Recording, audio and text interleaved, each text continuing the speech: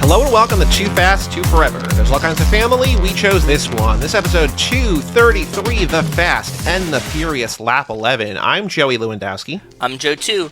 And this episode is brought to you by the Panasonic DVD S700 1080p upconverting DVD player that creates a smooth, high-resolution image. Shout out to Panasonic. Well, shout out to Panasonic and welcome to the new lap on Too Fast, Too Forever, our 11th time through these movies, Heist Lap. We are starting a whole lap of heist pit stops. After the break, we'll be joined by a past guest. I guess former host on the network, because her show is no longer around. But Jordan Polan-Clarke will be joining us to talk about the original movie. But first, Joe, extracurricular activities. What have you been up to since we last spoke? Rachel and I went to go see Morbius. Cool. I saw that too. What did you think? Did not like it. It was a movie. Was genuinely disappointed that Tyrese is on screen for like 4 minutes. He's not a star in that movie. Obviously, I don't watch trailers. Yeah. But I got the impression from the trailers and stuff that he was like second build. That he would be on Morbius' tail or whatever, right? And it's him and Al Madrigal, who I love. Yeah. Formerly of The Daily Show and also just, a bunch of his own stuff, whatever. I've met him IRL. Ooh, he was very thankful that he did some work for a podcast network that he was part of. They're like the best part of the movie, and they're on screen like literally not at all. So I don't know. It felt like it simultaneously went way too fast and way too slow. Like, I felt like I was watching the second movie in a series that wasn't the second movie in a series. I can see that. Did you see Venom 2 or not yet? No, I have not. So what's nice about both this and Venom 2 is that they're both like an hour 45. Which is just like great. We talk about this all the time. Them against one villain. Yeah, yes. It's just like, okay, this is it. And it's like, okay, cool. Like, this is how it used to be. But it's also like, there's nothing about Morbius that is new. And it's simultaneously like a backstory movie, but also not. So, like, that's what it was. Like, if it's like just full backstory and there's like actually like no real villain, it might have worked better. But there is a villain. And it is a backstory movie, but then in an hour 40, you're like, oh, you didn't explain anything. Yeah. I mean, it was a movie. So we saw it. I would wait till it comes out on HBO Max or whatever. Wouldn't rush to the theaters for that one. The reviews that everybody just shredded it. I don't usually like that, but at the same time, it was like, probably don't need to see this. I don't think, again, it's one of those things where people are like, this is the worst movie. It's not the worst movie of all time. It's just, there's nothing here that's new. And so, especially when Marvel and also DC have raised the bar enough to that you're expecting something, just to have this just be like, okay. And also at the same time, you're like, okay, so I know that Jared Leto's going to become Morbius, he's going to become like the anti-hero. Yeah. And I don't know anything about anything, but I know that the guy from Doctor Who is going to be the villain. Because who else is going to be the villain, right? And so there's not a surprise there. I don't know. So whatever. Yep.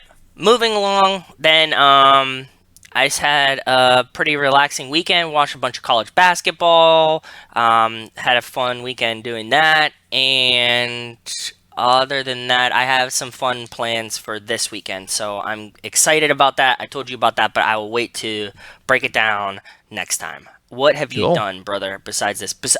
Thank you.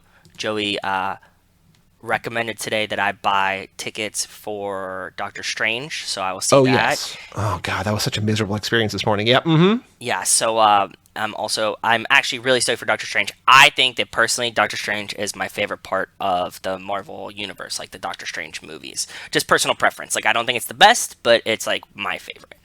I thought like the first one was like a combination of like The Matrix and Inception and like all sorts of stuff, and I was just like, this is amazing. I don't know what I'm watching on TV, but whatever I just saw, they just drove up the same street as the Fast and the Furious. Whoa, okay. Interesting. Yeah, he has a Lambo. Oh, it's Pretty Woman. Okay, yeah, that's California. That's Los Angeles. Yeah, right. It looked like he just drove up the same road that Brian drives up. I mean, granted, a lot of it looks the same. Sorry. It just changed from SVU to that, and I saw the road, and I was like, what the fuck am I watching? So very exciting. Yeah, go ahead. So Doctor Strange was a good combination of... Oh, the Wachowski stuff and Inception and just like ideas, and it was just very cool. So I like him and all the things. I like Cumberbatch as an actor. I love Rachel McAdams. Yep. So I just, give me more. And this is also like continuing the Spider-Man multiverse kind of thing, right? So Yeah, and I like that the character is like a doctor and then like kind of becomes a wizard, right? Like that's a cool touch. He isn't born with powers, and he like kind of like works to get them. Cool backstory. Yeah. Okay, go ahead. What have you been up to? Sorry to derail this. No, that's fine. I've been playing a ton of Elden Ring. I am like deep into Elden Ring. So I've been texting with Duke. I think Duke and I are getting some beers on Friday, so I'm sure we're going to talk about is Elden Ring, because he's further than I am, but like I have been putting in hours, especially this past weekend. I'm just like, man, game's great. I mean, I know that we've talked about it. We don't need to say that a game's great, but like the game's great. It's unbelievable how good the game is. So that's kind of cool. Good. Check out Elden Ring if you have not yet. 1999, the podcast, the first episode is out. We're not talking about a movie. We talk with Brian Raftery, the author of a book about the year, about 1999 best film year ever. So check that out if you have not yet. John does all the work on that, which I'm very thankful for. And I think the first episode is really good. So cool. Check that out. That is anywhere you get podcasts. That's every other Monday. So the next episode will be out the 18th. What's going to be your first movie? The Matrix? The Matrix, yeah. Yeah, of course. So the way that it's kind of funny on the Matrix episode, because we recorded that one first, and John was like, "Here's the release." I'm like, "Oh, I didn't know this is how we're doing it, but we're just chunking it up in groups of 9." Like John was like, "We're gonna let's like pick 10 movies that are like the most important things or whatever." Just like basically seasons of 10 movies, and we had 9. And he's like, we were trying to figure out a 10th, and I'm getting a couple different options. He's like, I don't think any of these are as important. I'm like, well, we got 1999. We got 3 9s in the title. Why don't we just do a group of 9? He's like, all right. So we're doing like kind of like seasons of 9, and just through later we might do like kind of genre-y stuff, but these are just like the 9 sort of biggest movies of the year. Yeah. To start off like importantly. And so every other Monday, but what I did not know until we started recording is that we're releasing each season as the movies were released. So each of the 9 will go in chronological order. Yes. Okay. But they might all be like November, for instance. You know what I mean? Like if they all come out in the same time of the year, like that's whatever. But like The Matrix, I think, was like March of 99. So that's the first one we're doing. I honestly don't know the second one, like, because we're sort of recording out of order based on how guests can record. But I know the first one on the 18th is going to be The Matrix. So check that one out in a couple weeks, or in a week when this episode hits the main feed. I finished Pam and Tommy, which was okay. Did you guys watch that? Or you didn't watch it? We talked about that briefly on a thing that we recorded that'll be out later, but... We watched an episode or 2 one night, and it was, like, decent, but not great. We saw them, like, constructing his bed and firing everyone type situation, and then we were, like, it just kind of fell to the wayside. Like, it wasn't bad, but it wasn't anything to keep us enough to just be like, okay, like, we're fucking stoked, you know? Yeah, the bummer of it all is just that, like, Pam, like, the whole show is about, like, sort of, like, bodily autonomy and whatever, and, you know, being like, oh, can you believe that, like, this stuff that, like, happened to Pam, like, you know, people don't care or whatever and all that stuff, but, like, the real Pam Anderson didn't, like, consent, like, she didn't, like, bless the show, so it's, like, it's weird that, like, you're making a show defending Pam when Pam doesn't want to have the show exist. So, like, watching with that in mind, is she, like, negative about it, or was she just like, I didn't condone this, like, it just, like, existed? I don't know that she's she's really spoken out about it. I know her friends have spoken out about it. Oh, and, like, you know, like, the show paints her as, like, this wallflower, like, she just, like, lets things happen to her, and they're like, that's not what the real Pam's like. So I don't know. It's strange. That is very, and, like, for the basis to be like, she didn't want this to happen. Yes, is very weird. I didn't know that. But yeah, I think show-wise, we've been, like, dude, super into, I'm sure you're going to talk about it soon, Severance. And Severance just got renewed today for season 2, which is very saw your tweet, and I'm really hype on it. Finale on Friday. I think next week we can do another one of those, like, sort of spoiler chats about it, because we'll see the finale this weekend. Oh, and we can sort of briefly do a spoiler segment next week. Oh, that would be fun. I would like that.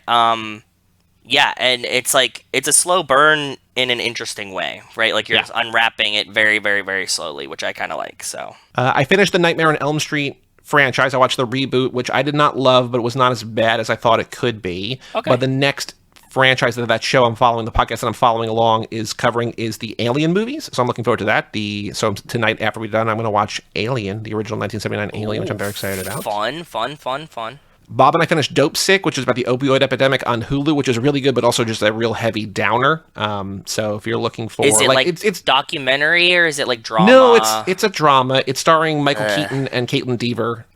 So the Pride of Pittsburgh, Michael Keaton. Yes. Pittsburgh's back. It's good. I just like, Caitlin Dever was in a show last year called, or maybe 2 years ago now, called Unbelievable, which was where she was sexually assaulted or raped, and it was just like a kind of like a police procedural, and obviously like about a heavy thing too. But like that I found was like more like a nice balance of like, boy, this is super heavy, but also like there's like a kind of a genre element that makes it like it almost helps the medicine go down smoother, which is maybe a bad metaphor to talk about like opioids, but this is just like it's just heavy, man. It's just dark. So really, because I thought it now that you say that, I remember seeing some kind of like mini previews, and like the piece that I got together was like, it felt like Michael Keaton is kind of in like the business, like what, the pharma company? No, he's a small town doctor. Okay, but like I thought that it was going to be There's the pharma side of it too, which like with Will Poulter, who's from Midsummer and a bunch of stuff, like he plays like a salesman, and there's also like the board people at the company that like makes all the profits on it. So like I thought the show was going to focus on like how they fucked it from the top down, not about people that are actually addicted to drugs. Like it's literally all angles. It's addicts, and it's doctors, and it's salespeople, and it's like the FDA people like going after it, and like these independent people. So like it really covers it from all angles. It's just it's heavy. It's and also like there's also the added element of just like being like innately furious that these people are making billions and billions of dollars on, and like celebrating it, and like people are dying and shit. Yep, which is fucked. Like, oh my god, we just developed a bigger pill. We're going to make more profits, and we're going to keep these junkies hooked. Basically, they're not using the word junkie, but you know what I mean. It's just like it's terrible. It's absolutely terrible. Oh yeah, it was really fucked. The whole situation. Like, did they go into like the whole like pill farms in Florida and shit like that? Yeah. Yeah. Mm-hmm. And I think that's it. Oh, and then Bob and I started Minx on HBO Max, which is a show set in the 70s where it's a show about a magazine publisher of like pornography for women, kind of, but it's this woman who tries to make, she wanted to make like serious journalism, but it's guised within like basically Playgirl kind of, but it's a magazine called Minx.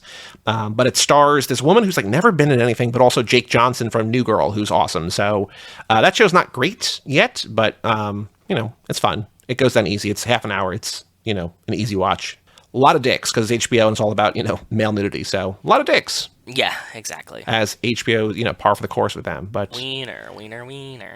But that's it. All I've been doing basically is playing Elden Ring and reading this 1,000-page book that Bob and I are getting through. So, yeah, have fun. That'll be out on Lotto Pod in about a month or so. But yeah, we have a Patreon page on the show, toofast2forever.com. Shout out to Cassie Wilson, Ben Milliman, Nick Burris, Alex Ellen, and Justin Kleiman, Brian Rodriguez of High School Slumber Party, Haley Gerbies, Wes Hampton, Jerry Robinson, Dan the Duke, Hayden Renato, D. Donato, Michael McGann, Lane Middleton, Lindsay Lewandowski, Nate Milton of the Kings of Sport, Jason Rainey, and Jessica Collins, a.k.a.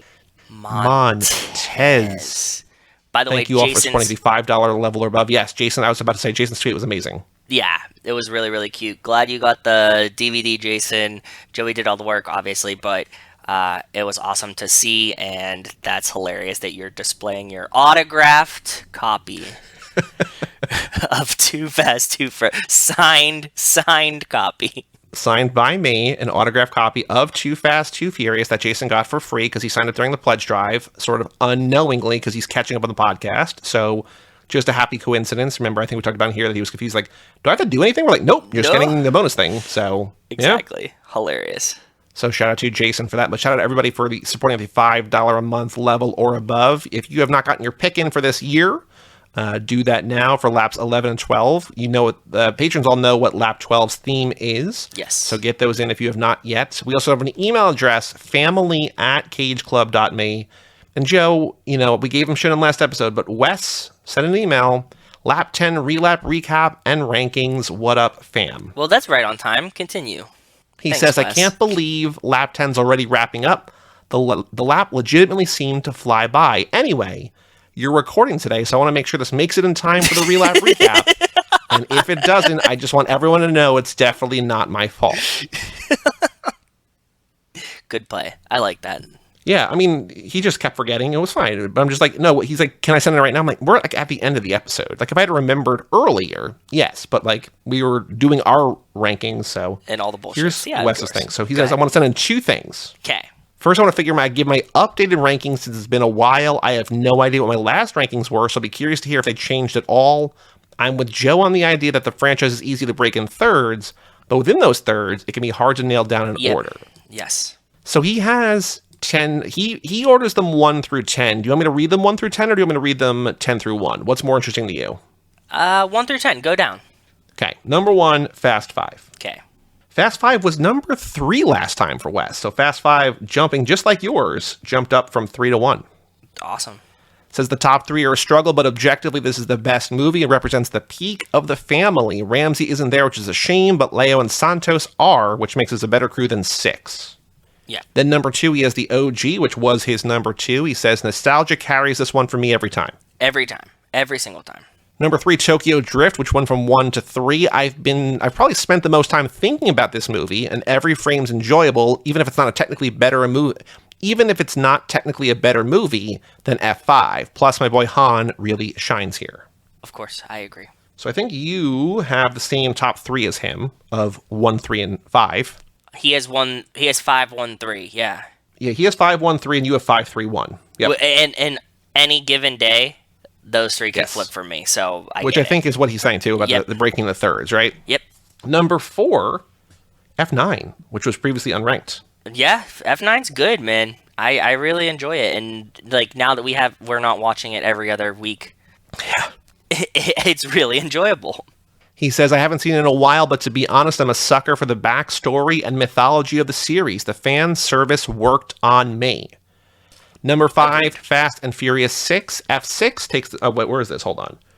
Wes previously had 6 at number 5. So it's still at number 5, so something else went down. Okay. But says, this takes the next spot because it's like 5, but not quite as good. It features some excellent set pieces, and the bridge jump when Dom catches Letty got the biggest reaction at our Fast and Furious marathon, which is a peak memory for me. Awesome. I love it. It's a good memory. Number 6 is Furious 7, which goes down 2 spots. It was number 4. The more I think about it, the more of a mess this movie is, but the emotion brings it way up, which I think is like our verdict on this as well, right? So I think, yeah, that's kind of where we've gotten with it.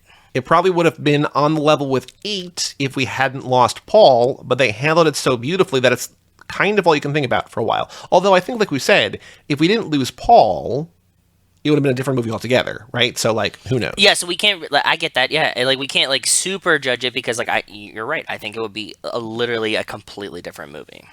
Yep. Number 7, Fast and Furious, which was number 7 before.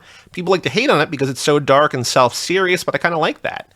I like seeing the evolution of the characters from the first film, and this is the movie that shifts the tone of the franchise and establishes the beginning of the family we have now. Agreed. Number 8, Too Fast, which was number 9, so it went up essentially 2. It was last, now it's up to 8. It's very silly, very over the top, and honestly could be skipped, and you wouldn't really miss it, because you get everything you need to know about Tej and Roman in 5, but I still love it.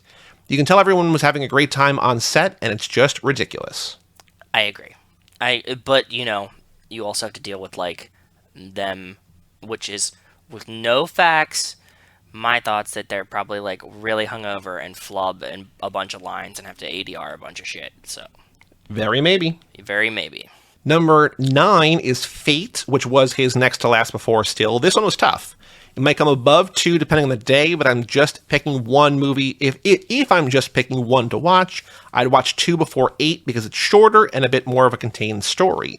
The Dom turns against the family plot was the next logical step, but we also knew it would never be believable. There are still some fun action set pieces, though, and I don't hate that they named the baby Ryan. And then number 10, if you've been doing the math, Hobbs and Shaw, which used to be his number 6 and fell all the way to 10. I like this movie. It's very fun. The action scenes are good, and I like having Statham separate from the rest of the family, so I don't have to try to ignore my feelings of guilt for liking him. But it's so low now because when we watched at the end of our 21.5-hour marathon, Fate felt more cohesive than it had before, and this one felt incredibly disconnected, and I just wanted more Dom and family stuff. Plus, it's long. I disagree with that. I know it's longer, but it's still, like, it literally credits roll at 2 hours. So, it's just, there's 15 minutes of credits and scenes, which extends it. I understand that. Yeah. The handful of us who had lasted the whole marathon were literally standing through the very long ending so we wouldn't fall asleep. Yep, I can see that. Also, I've always thought their quips back and forth are just okay, and those exchanges go on too long.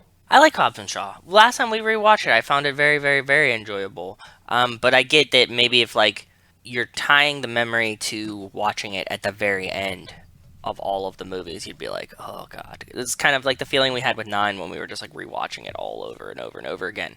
Mm-hmm. So, that one I disagree with, Wes. I like Hobbs and Shaw. It's a blast. And I don't think comparatively, it's not, like, super duper long, like you were saying, right? Like, it's long, but, like, they're all fucking Well, especially, long. like, if you think about Fate and 9, the director's versions of the extended cuts being 2.5 hours, this is significantly shorter. It's just, there's less going on. It's definitely more laid back and whatever. Yeah, and the fun fact, that leads into, like, you know, as I always say, like, I think it's very, very fun. So the fun factor is huge for me. He says, the second thing I wanted to give you my rankings on are the list of spin-off projects, both real and imagined, in order of how much I want to see them. Ooh, this is fun. Okay. So number 1, Han and Giselle's spy thriller set between 5 and 6 could be a film or a limited series like the MCU. Yep. Which I think that's our number 1 as well. Yep. Number 2, a Letty and Mia-led film with V and Cam from Crossroads. We talk about that a lot as well. I agree. That's awesome. Number 3, I don't think we've talked about this, but a Ramsey, Tej, and Roman series. No, we've mentioned it. I think it will be fun. I think it should be like a wacky hijinks sitcom where they're both trying to vie for her attention and love, but like 80s love triangle type situation sitcom is what I imagine in my head it being.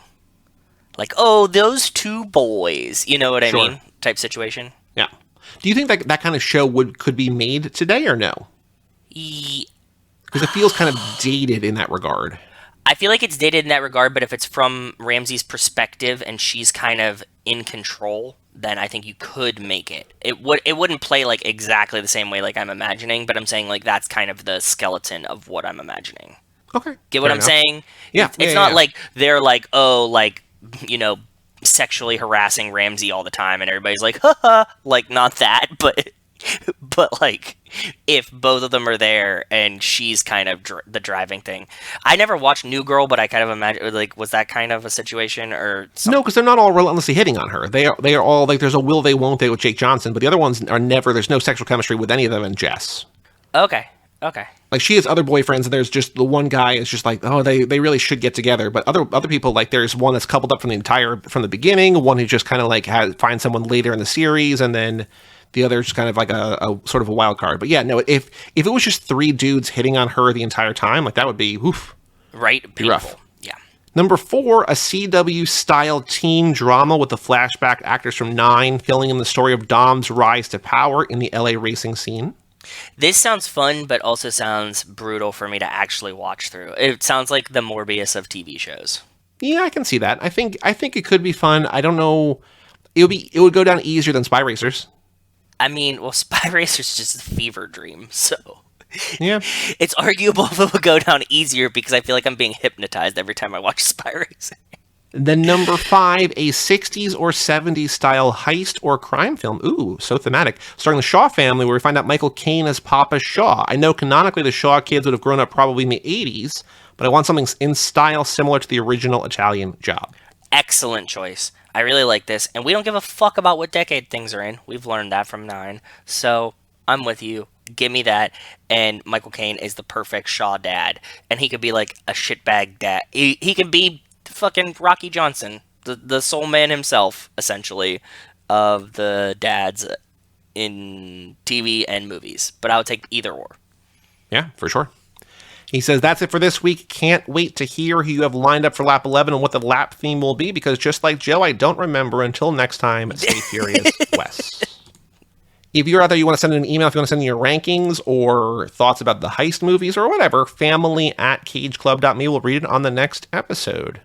Yes. Joe, on the streets, news about the Fast and Furious. Oh, well, also we have speaking of patrons, we have a bonus episode out with Mark Hoffmeyer about Four Brothers. Meant to mention that earlier. Which is very a fucking fun episode. blast. It was. I mean, you guys know if you listened to the previous Mark episode that was on the previous lap, it's a lot of that. It's just big chaos energy in a beautiful way. Yeah. But Joe, on the streets, news about the Fast and Furious, what have you seen in the last week? That Tyrese is not actually in Morbius. That's what I've seen Very the true. past week. Yeah. Very true. There was something we read. Again, you'll know what we recorded yesterday later this lap, but we found out news yesterday as we recorded that Jason Momoa is shooting scenes with both Charlize and Vin, which of course, like that just makes sense. Like, of course they were going to, right? Yeah. F10 shaping up to be a good movie with Momoa in there shooting scenes with the villain and the hero. So pretty exciting stuff. Yes, I get that that's news, but like, did we think Jason Momoa is gonna like rock it and correct, just exactly. not be in the yeah? But I don't think there's anything else that's happened. Screen Rant, I don't know if they're upping their game in terms of content or Jason's just sending what he sees, but like it seems like there's more out there about it, but I don't know. But we're getting to like recording parts and stuff like that. Like we're gonna actually start getting some news, maybe a picture, Right. place that they're shooting at, blah blah blah blah. We're gonna get this. Yes. Mm-hmm. But that's all the news that I've seen so far. So if you have news, you want to just put it on Twitter at TooFastTooForever or email us family@cageclub.me. We'll talk about it next time. Joe, is Dwayne Johnson in F10? No. But he was, once again, 4 for 4 this season. Wow, unbelievable. But he's in Young Rock again. Can you believe he's been in all 4 episodes of Young Rock? Yes, I have. I definitely can, because this seems like this is just, again, his half memoir, half plan to like convince people that he actually should be president. And also, like, the irony here, this is episode 4, In the Dark, and what we talked about last week with him, preparing to reply to this tweet from Sean Astin, whatever. Yeah, you're a jabroni. Like, not only would it never have happened that he would have replied like that, but the fact that they go back and forth like a dozen times, and then even more maybe that like the news report won't talk about, like, there's no way that would have happened both from The Rock as The Rock or also as a presidential candidate or just a celebrity with like an entourage the size he has. I'm like, this is, for a show that's like, sort of a fantastical retelling of his life, it's pretty grounded. I'm like, I don't buy this at all. Yeah, this felt like, part of the dramatization. Like, I'm curious to see where they go with this story, because like now we like got a piece of it, but then we don't really get a piece of it this time. You're right, though. But also, I thought that, that no presidential candidate or president would ever have, untethered access to social media to just say whatever wild shit they wanted to. And I've been proven wrong before. So That's true. That's true. In that sense, I don't find it that unbelievable. I find it unbelievable The Rock would do this. He seems too poised. They should have pitched this that he was all hopped up on fucking Terramana tequila. Pounding shots and like let it rip, what I mean? No, because I think that he wouldn't want that because he doesn't want Terramana Tequila to be associated with negative actions and negative memories and stuff like that, agree, right? But for story in the show, it would have been funnier if he was like, yeah, I'm just like crushing, Terramana Tequila 75 year or whatever age year based on how far the show is, right? Like this is like 20 year because that's where they are from when he started it, and he would be like, I was drinking that and got a little carried away with my cheap meal and called him a jabroni, and you're like, okay, that makes sense. But you're right, he doesn't want it to be like drink Terramana Tequila and say wild shit on Twitter. Right. Exactly. This is an episode largely or entirely about middle Dewey, like high school Dewey in Nashville. Yes. Because he moves there. With his dad. Yeah, mom shows up and is not thrilled with the fact that like Rocky basically abandoned him and, given him a piece of her mind. And it was good. We haven't really had a ton of, like, we've had, I think this is the first episode where we've had really fully high school Dewey. Like the first episode had all 3, but this is the first one this season with this Dewey, right? Oh, I think. Yeah, we had younger. Because episode 2 was a Stampeders episode. Yeah, and then last week was him meeting Sean Astin as like the young Dewey. So I think this is our first high school one. I think you might be right, since like the Christmas episode. Yeah, I think you might be right. Well, in the premiere they had all 3. Yes. Okay. That's what we might have only seen him move to Nashville, like just like setting that story up. I think this is definitely a deeper dive into this age character than we've had in a while. Yeah, and I kind of did like this episode a lot. As you get older and you deal with parents, you see them in a completely different light. So it was cool to see his perspective of like, he's realizing his dad did some shitty things, but he like still loved his dad, and he knows that his dad wasn't like intentionally a shitbag. Like in his own head, he was doing good. And I think this is something you start to realize as you get older, and that's like like something that I've personally like come to grips with. Like, you guys thought you were doing the best you could, and like that's fair. Like, you weren't like intentionally being weird or like doing something wrong. It's just like you just learn and you grow, and like as a person I feel the same way. So yeah, that the episode kind of hit like weird like that for me, because like there's the scene where, you know, the whole thing is like the living situation is not both what they want but also like what they've told the mom. Yes. And at one point Rocky brings Dwayne to like this like $1 million mansion right in Nashville. He's like, you know, the reason we don't have a house is because I can't have this kind of house, and this is what I want. And Randall Park's like, do you believe that? He's like, I believe like that's what he believed. Like, it was never realistic, but like I believe that. So I think that's spot on. Yeah, I agree. Like he did. He was trying to do his best. I mean, also he's running a gimmick all the time, but like he was trying to do his best and like, you know, lying to his mom about the stuff. The idea that again, was The Rock just like a fucking kleptomaniac in high school? Apparently, I guess he just like steals everything. I think this time, I mean, so I think there's a difference between like not having money and then not having money. Like I think in Hawaii, like he, you know, he was just like, he could get by. Here, his dad's like, hey man, you're on your own. So like he spends all this money, like they're walking around money on like this. No, but remember, he stole all the hat. When they were in like Pennsylvania too, he stole all the clothes and was wearing the jeans. I know that. Like I'm just saying that like I think they're just poor. Here I think he's stealing.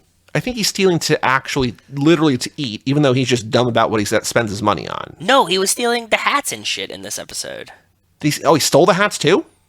Yeah, that's why he was ripping the price tags off that, like, he, like, got a cowboy, like, he, like, walks into the cowboy hat store, rips the price tag off, puts it on, they're like, that's a lady's hat, and he goes back and, like, rips the price tag off a man's one and puts it on and walks out. Somehow I got the impression, because his dad does give him money, and I got the impression that he bought the hat, but then was stealing the food at the grocery store, where the woman hits on him, he's like, I'm 15. No, he's just stealing everything. Gotcha, okay. Yeah. My favorite part of this episode, though, was in modern day when they're like setting up like him going out to the bar with his, you know, with the manager. And he's like, you know, I'm in a new town. We went out. We had some fun. And he's like, Randall, you have any fun? And Randall's like, yeah, man, I have lots of fun. He's like, you know, watch a movie, eat some candy. I'm like, that sounds good. Like, I know that they're making a joke, but like, that sounds nice. Like, you know, I'm down with movie and candy. Movie and candy is like top tier night for me. That's probably like one of the greatest things that can happen. Some booze, a movie, some candy. It's like pretty much what I do every night. I know they're making it as a punchline, but it's also like, it's like a nice night. So, you know, yeah, exactly. I understand, go out, experience the town, go to a club, whatever, go to a bar, see some music or whatever, but also candy and movies. Top tier. Yeah. Any other thoughts about this episode? It was a decent one. Wasn't awful. I like it. I'm excited to see where it keeps going. I'm still fine with it. So the last thing to do before we take a break and talk about The Fast and the Furious is the Too Fast, Too Furious minute 56, a minute I called The Hired Help. Serious, bro. Look at that girl on the swing right there, dog. Hey, you guys did something right. Ron never socializes with hired help. And what's that make you? Where's he at? He's on his way. You and Verone don't go everywhere together? What's that supposed to mean? Nothing. Huh. I'm gonna go take a piss. You go do that.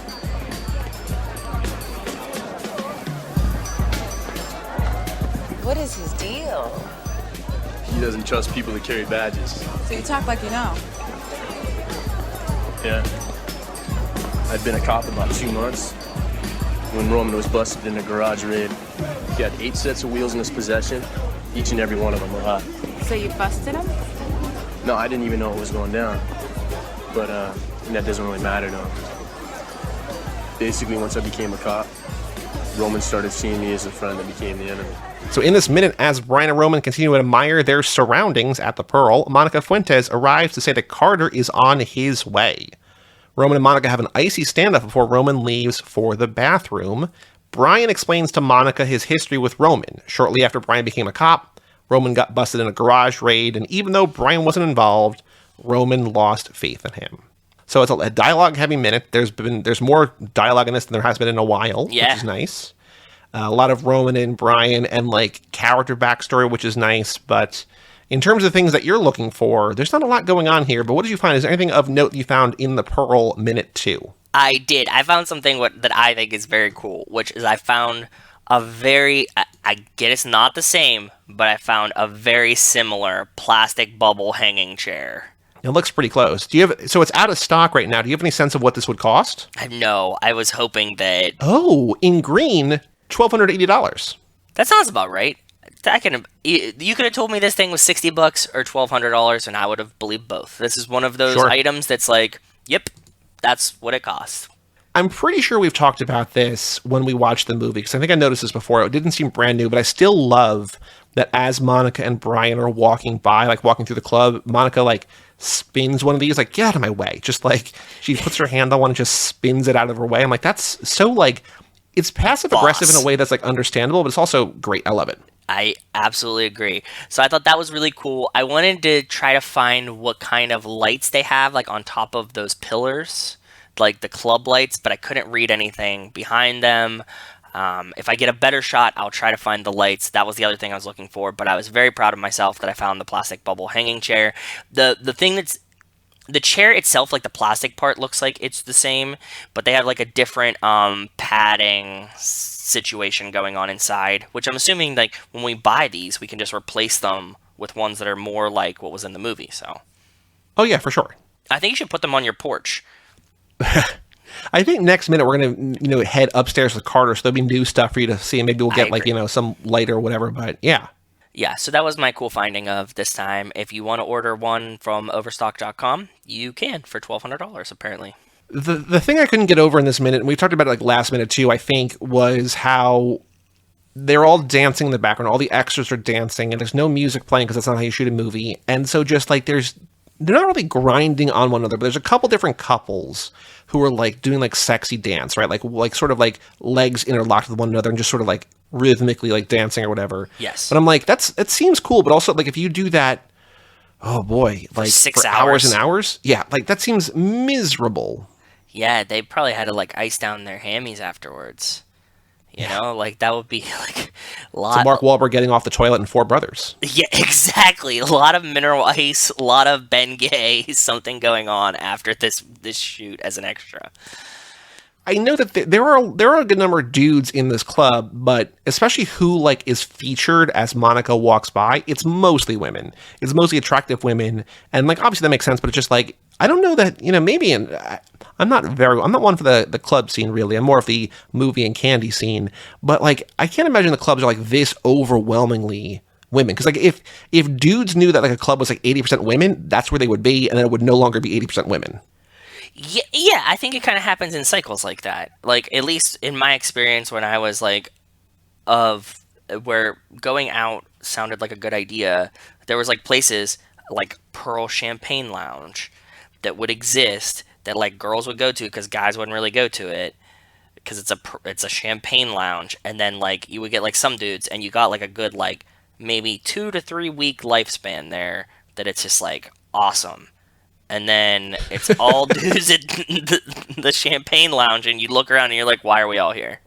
Yeah, that's fair. So maybe they just got it on like the beginning of it, right? Like, nice upswing. There were a few nice character moments, I think, here. There's the, like, Monica sighs. So Roman says to Fuentes, you and Verone don't go everywhere together. And Monica goes, what's that supposed to mean? And then, like, sighs. And then Roman scoffs before he, like, storms off. And, like, those two noises they make, I think, are both good. Like, I think that they're both nice little, like, tired of one another in different ways. Like, yes. Mark's just like, come on, man. And she's like, and he's like, I hate this woman. I hate all cops. I don't have time for it. I hate all cops, and she doesn't think that I'm hot. So, like, I'm over it. Right. But what I do love is that as, Roman not exactly making Brian look good here, this guy he brings in, whatever, right? But what I think is kind of funny is that as he's walking away, as Brian's walking away with Monica and explaining Roman, like, 15, 20 minutes ago in the movie or whatever, like when they're wrestling in the desert and you still fight like shit, you still fight like that. Like, this movie did not start with Roman and Brian on good terms, right? Yep. But here, because he's mended fences with Roman, Brian is like smiling as he's explaining, like, he doesn't trust people who carry badges or whatever. He's just like, that's just Roman. It's just Roman being Roman. And again, half an hour ago, whatever, totally different story. But here he's just like, yeah, man, it's just Roman. What are you gonna do? Yeah, they're buds. Like it feels genuine. He's kind of like covering for his brother a little bit. I get it. That's cool. But like now that they've rekindled it, you're gonna stick up for him. Like, he might not be your cup of tea, but he's not a bad guy. He's just mad at you because you have a badge, and like that's just how it works. And like he'll come around. You know what I mean? Type situation. So. Yep. And the only other thing that I have is that I think this minute ends in a really nice way. Like, it's still mid-conversation, but Brian saying Roman started seeing me as a friend that once I became a cop, Roman started seeing me as a friend that became the enemy. It's just like, ooh, I need a week to process that line. So we'll be come back in a week for minute 57. But it's just like a nice, like, it doesn't stop mid-line. It doesn't stop, like, in a weird, like, in the middle of a like, whatever. Just like, this is what happened to Roman. Oof. Right? So. Yes. I have something to talk to you about in this minute. Yeah, go for it. Because I peeked down, and I'm going to talk about it now before we get to the question. Are we almost there? Yeah? Yeah. So when I was watching this minute, I try to avert seeing your question to not influence what I'm thinking about while I'm trying to make a question too. But there's not a lot in this minute, so I was like, I'll take a peek. Like, after I watch a couple times, I'm like, I'll take a peek, see what you're thinking about. When I was watching this minute, the quote is... Let me see here... Yeah, I'd been about a cop about 2 months when Roman was busted in a garage raid. He had 8 sets of wheels in his possession. Each and every one of them were hot. When I heard that, in my brain, I thought that he was talking literally about 8 sets of wheels, not vehicles. Oh. As in, like, it's a garage raid. He had a garage. He had a bunch of stolen rims and tires, and they found that, not stolen cars. When I hear set of wheels, I think car. I don't think a set of tires. And when I saw yours, I was like, now I'm confused. So which one do we actually think it is? I think that he knows that Monica's not like a quote unquote car guy, right? Like, and I think set of wheels, I think colloquially means car, not actual set of wheels. Even though, realistically, you're right that a set of wheels is a set of tires and rims. Yeah, I get that it's like slang, but I'm thinking like, okay. But I think if you think about like a car raid. Garage raid. A garage raid. Yeah. Do you think cops are going to bust him over just tires? Just 8 sets of tires? Tires and rims are expensive, bro. But compared to a car? Not compared to a car, but like... I think if there's a raid, I think if there's like an organized like first movie raid where they're going to like bust Johnny Tran, right? Like it's just like, this is the full force, the LAPD, whatever. I don't think they're doing it over tires. I think maybe they send like a plainclothes officer down there or whatever. Like, I think it's just like a different story. I think like a raid, I think it's bigger stakes. But I mean, this kind of feels to me... Okay, now think about it like this. We know what happened in the last movie, right? We're coming off of one. Wouldn't it feel kind of right that, like, Johnny Tran and them were kind of, like, stealing parts and engine type situations, right? I think that we get the impression that Johnny has, like, a whole enterprise. Yes, that's fair. I don't think the Roman character that we know, or the Roman that, like, he's describing here, is sophisticated enough to, like, run, like, a criminal enterprise. I think he's just stealing a bunch of cars. Now, do you think... How long was Roman in jail for? Do we remember? How long did Roman spend in prison? He spent 3 years. You don't go to jail for 3 years for stealing tires. You don't go to jail for only 3 years for stealing 8 cars, either. Grand Theft Auto, California. If charges with a felony Grand Theft Auto offense, the penalties are from 16 months to 3 years of jail time and a fine up to $10,000. There you go. I mean, granted, there was 8 cases of it, but, you have a decent lawyer. You might combine it down to 1. This enhanced penalty may include 1 additional year of jail time for vehicles worth more than $6,500, 2 additional years of jail time for vehicles worth more than $200,000. But, like, you would get 8 counts of this, right? But you'd also, there's a couple different things here. You could serve them simultaneously. You could also be sentenced to, like, 7 to 10 years and serve 3. Yeah. Like, it doesn't say that Roman was sentenced to 3 years. It says that Roman spent 3 years in prison. Yeah. And also, if it's like a group, they might go not like more lenient on him because obviously he still gets prison time, but like You're saying and you're also if there was like 6 dudes that were doing this and he just got caught up in it, that they kind of are like, okay, you weren't like maybe the one stealing them. You were maybe just the one housing them, or maybe the one chopping, whatever. Exactly. I think. I don't know. Also, we have to factor in that Brian was a cop and found out afterwards, so he might have had some, like, hey, that's my buddy, like... No, but they also say here in this minute that Brian was a cop for like 2 months. Like, he doesn't have like a say. Like, he has no pull at the thing. I've been a cop about 2 months when Roman was busted. So, like, it's like, not that it would, but it's almost like you're friends with this dirtbag. Like, we have less faith in you now. Yeah, that's fair. But you're like, I know this guy from kids. Like, nobody blames you for, like, people you went to grade school with doing shitbag things, right? Like, right, yeah. Yeah, so the trivia question, so I have 2 different things, and they're both about this distinction. So are you now, have I done enough, like, vague... I think that after researching a little bit, seeing the penalty of the crime, I'm leaning more your way. I could see it go either way, but yeah, in California... Sure, he probably did steal some cars. It just seems like a light penalty for 8 cars and a heavy penalty for 8 sets of wheels. I mean, so the 2 trivia questions we could dodge this entire thing here and just change what I say. So the questions that I have written down as they are right now is what was Roman busted for? Stolen cars. Yes. Or how many cars Roman had in his garage when he was busted. So I think if we want to play it safe. And also, if you're out there and you have like a sense of like which this is, email family@casego.me. I don't think this is a snap a speedo thing. I think this is just like is this colloquial or is this literal, right? Like I think but who knows? Yeah, and I think that everybody might have an opinion on it, or maybe I'm just like the lone wolf of just thinking that it might have been rims and tires for some reason. So I think if we want to split the difference and have either option be right, we can do the second one, and instead of saying how many cars did Roman have in his garage, we could say how many, quote, sets of wheels did Roman have in his garage when he was busted. I dislike that because we have so many numbers questions. I would rather do a more... You want to do the first question then? What was Roman busted for? Or do you want to do a different question altogether? Something that's more similar to the first one. When Roman, or completely different, where does Roman go after Monica shows up to get a drink, to hit on a girl, to go to the bathroom?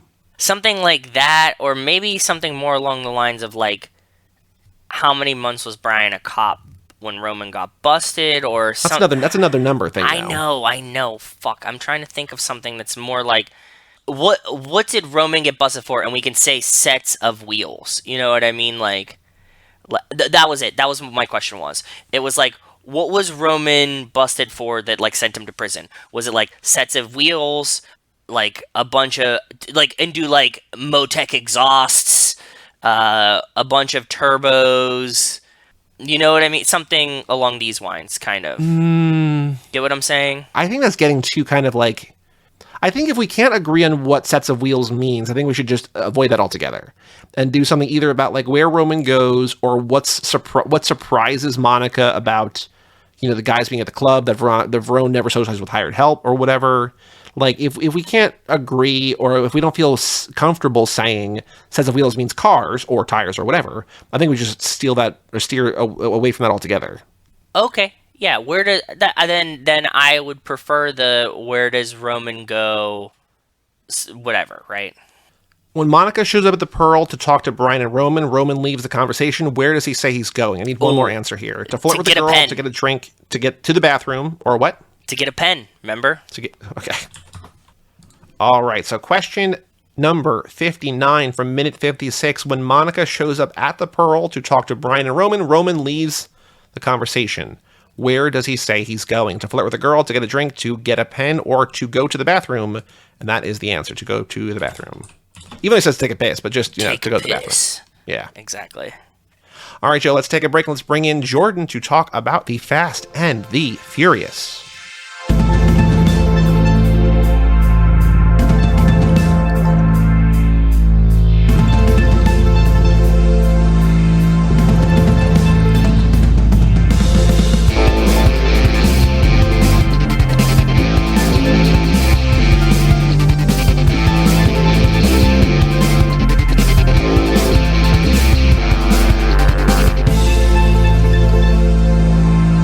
Welcome back to Too Fast, Too Forever. This is episode number 233, lap 11. This episode is brought to you by Panasonic S700 DVD players that you can see clear signals, DVD, movies, and other media at high speed. Shout out to Panasonic. Well, shout out to Panasonic and welcome back to Too Fast, Too Forever. I think Joe hit the NOS there on his dialogue because he came in fast and furious on those words. But welcome back to the show. I feel like it was a new lap, and we've done 233 of these. I just wanted to see what one felt like at full speed, and then I stumbled at the end of it. Plus, we've done 17 or 18 or something for the Patreon, so we're like over 250 all in all. So we're up there. With us tonight, back from lap 2, our Building a Family lap. She was on to talk about Fast and Furious 6. We have with us once again to talk about this movie, Miss Jordan Polan-Clarke. Hello, Jordan. Hello, thank you for having me. I've been holding in laughter since Joe came in hot at the beginning. I really liked it and appreciated it. It was like we were at an auction. It caught me off guard. It was very exciting.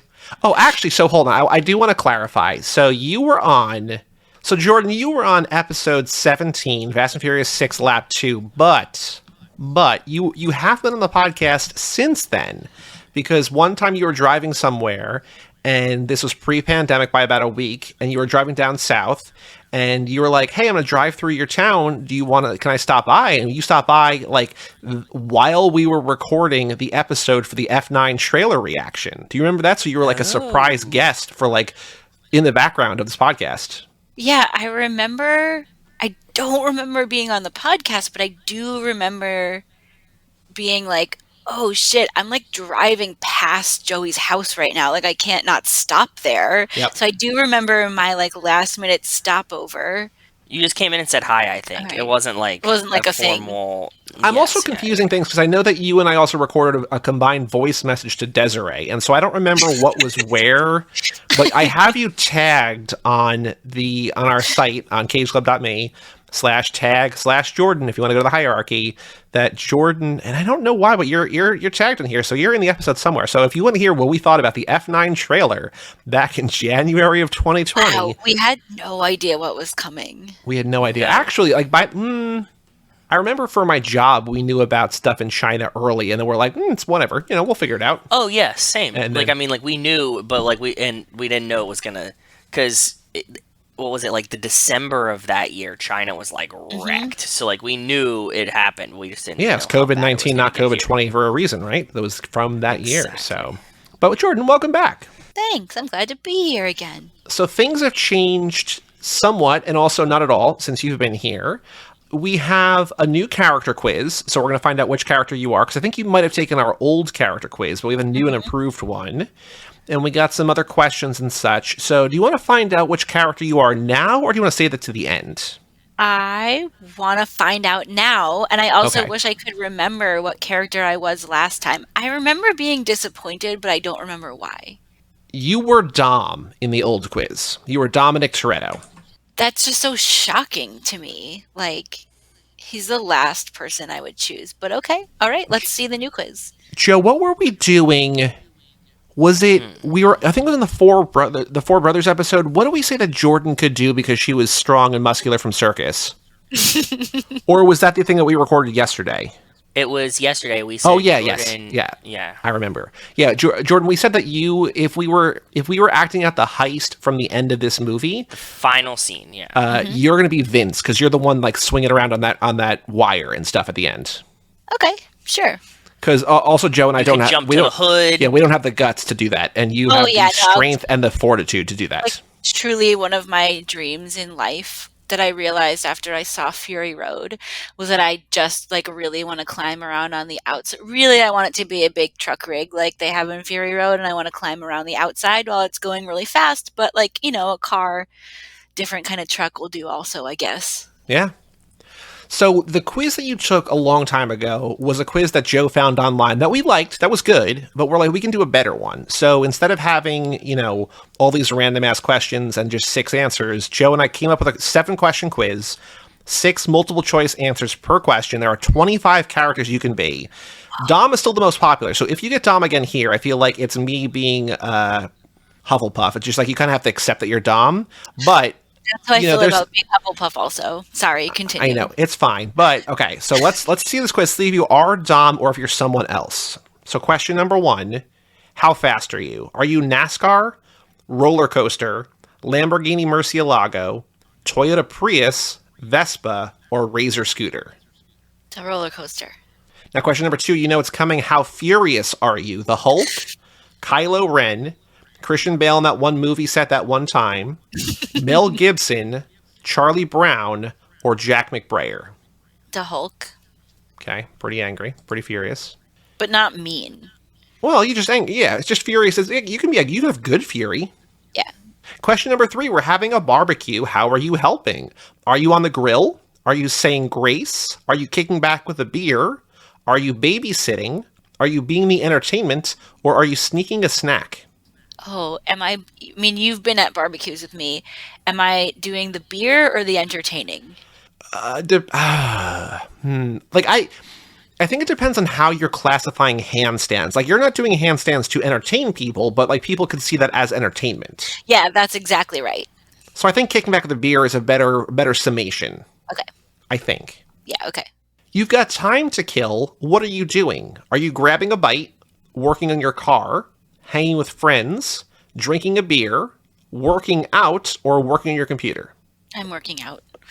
Jordan, please describe your wedding. I'm never getting married. It's me and my partner. It's us and our families. It's a backyard country affair.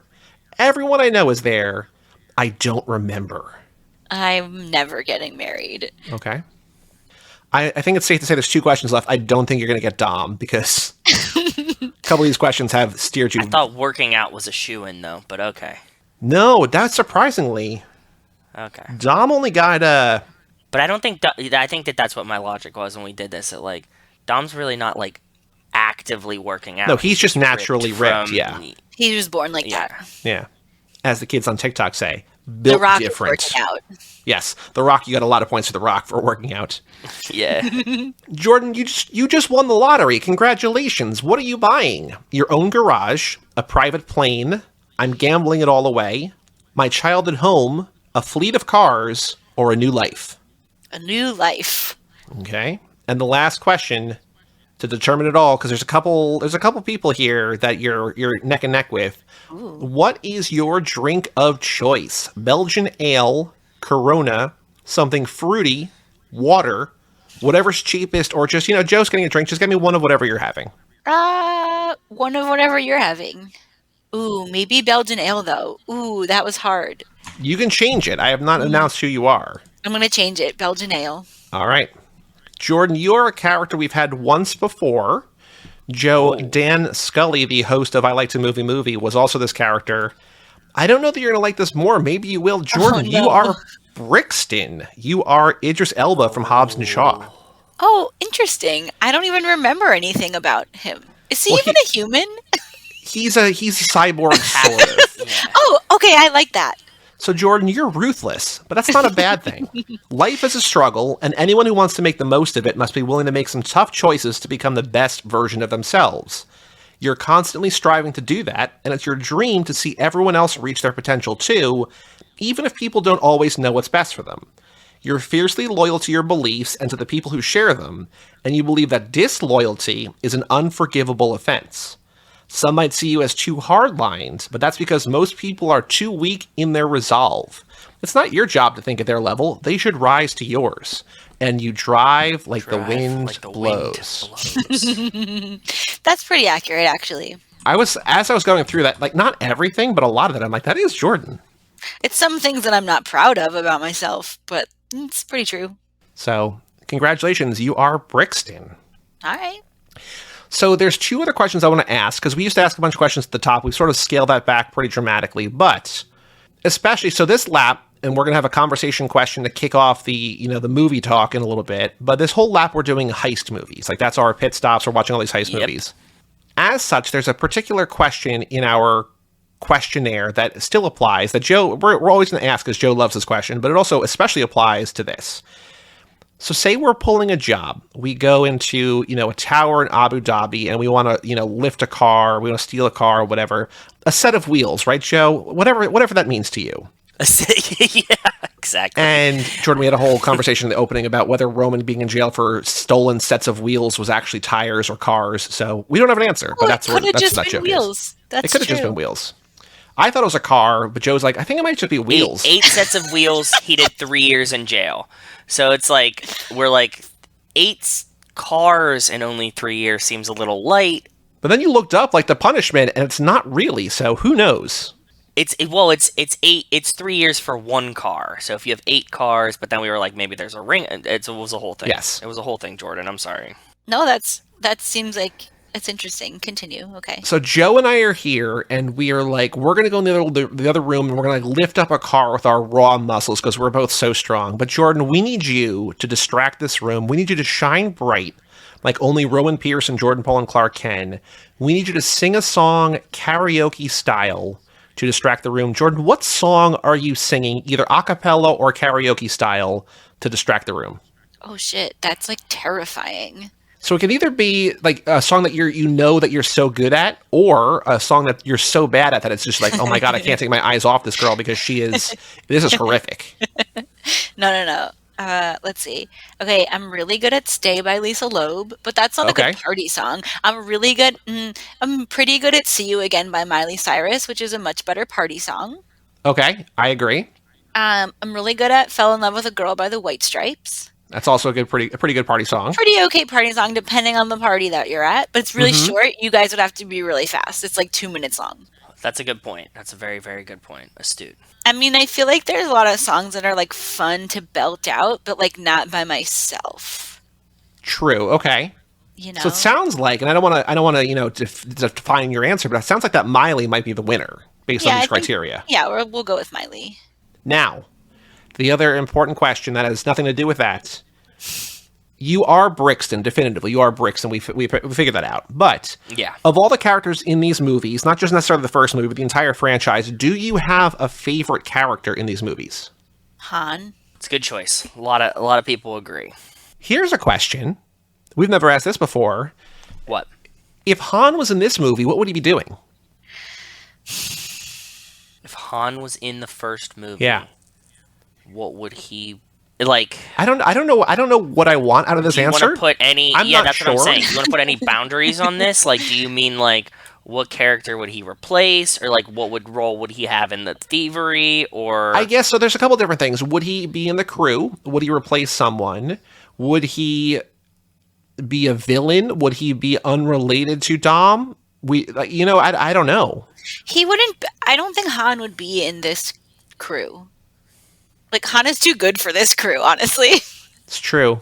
I think that Han is just a much cooler Leon. Which one's Leon?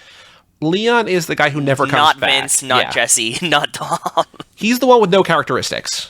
That's like no matter. I just watched this movie and I don't know who you're talking about. So they don't say his name very often. Vince is the angry one, and Jesse's the young one who loses his car, and Leon's the other one. Yeah, I don't know who that is. Okay. The third of the guys, the like skinny-ish, kind of dirtbaggy one, wears a beanie as well, but not Jesse, who has ADHD. Oh, I mean, I just Googled a picture of him and like, I guess he was there. He was there. We can confirm that he is in this movie. But I think like that fits kind of the chameleon role. Like Han is just such a presence though. But like I think if you had if you were like 1-to-1 replacing like where he would fit, like Han's not angry enough to be Vince. He's not Dom. He's not Brian. He's definitely not like you wouldn't get rid of any of the women, right? So like who do you like? You got Leon, and like they're kind of like the same character, except Han just is radiant and Leon falls into the background, as they say that Han does in the movie. Like I would remember who Han was if he was in this. Also, like I don't think Han would put up with Vince's shit. Yeah, that's true. Which is why I can't. There's no overlap, right? Crew. Well, they're both in 5. Are they? Doesn't Han leave at the beginning though? No, Han. No. What? He lives at the beginning of 4. He's in 5. Oh, that's right. But But like they don't really have overlap No. though, right? Because Vince is Vince only is doing his kind of thing. in 5, right? Right, correct. Like that's the And thing. he Like dies. we talk a Yeah. lot about how like these characters don't come. Like there's a couple characters. Like Suki never comes back, and Leon never comes back, and like people are like I want Leon back, but like I don't think we've ever taken the time to realize just how few characteristics. Like I don't even know why he's there, other than just to flesh out the crew. There's a lot of that in this movie. There's a lot of just like we need a person there, and so there's just like people, but they're not doing anything. And the weirder part is that like we've watched all the deleted scenes and stuff now, Joey, and like Leon doesn't have like extra scenes. No. It's not like they like cut him back. It's like this is what you got of Leon. Yeah, Jordan, we talk a lot about how like there's this deleted like plot line about how Vince like when they get to the house and Brian's there and he storms off and he's just like he looks like you got all the help you need, brother, and like drives off in a huff and then like shows up at the barbecue and he and Brian like glare at each other. There's a deleted scene where Vince comes back to the barbecue and they're like, how's your mom in the hospital? And he's like, oh, she's good. Thanks for asking. She'd appreciate that. So like Vince has like a dying mom while this That is he like spends a lot of time with in the hospital. that like kind of also explains like not only is he losing his best friend to who he suspects is a cop, but also the girl that he's in love with is going to this guy, but also his mom is dying. It's like there's a lot going on there and they just cut that out Vince got some entirely. shit. Yeah. Do you think they like tried to like for a second like they tried to like humanize him because he was terrible, and then they Maybe. didn't bother? I don't know. Like there's fascinating stuff in the deleted scenes. Like the deleted scenes for this movie are definitely better than most other movies, Yeah. but like I don't know why. Like I don't know why they thought they needed to give that much backstory to like a third banana, if even third banana, right? Like it's a wild decision at all. Especially like no one else has any plot happening that isn't like directly related to every scene that's happening. Right. Nobody else has any backstory. It's Yeah. weird. It's weird.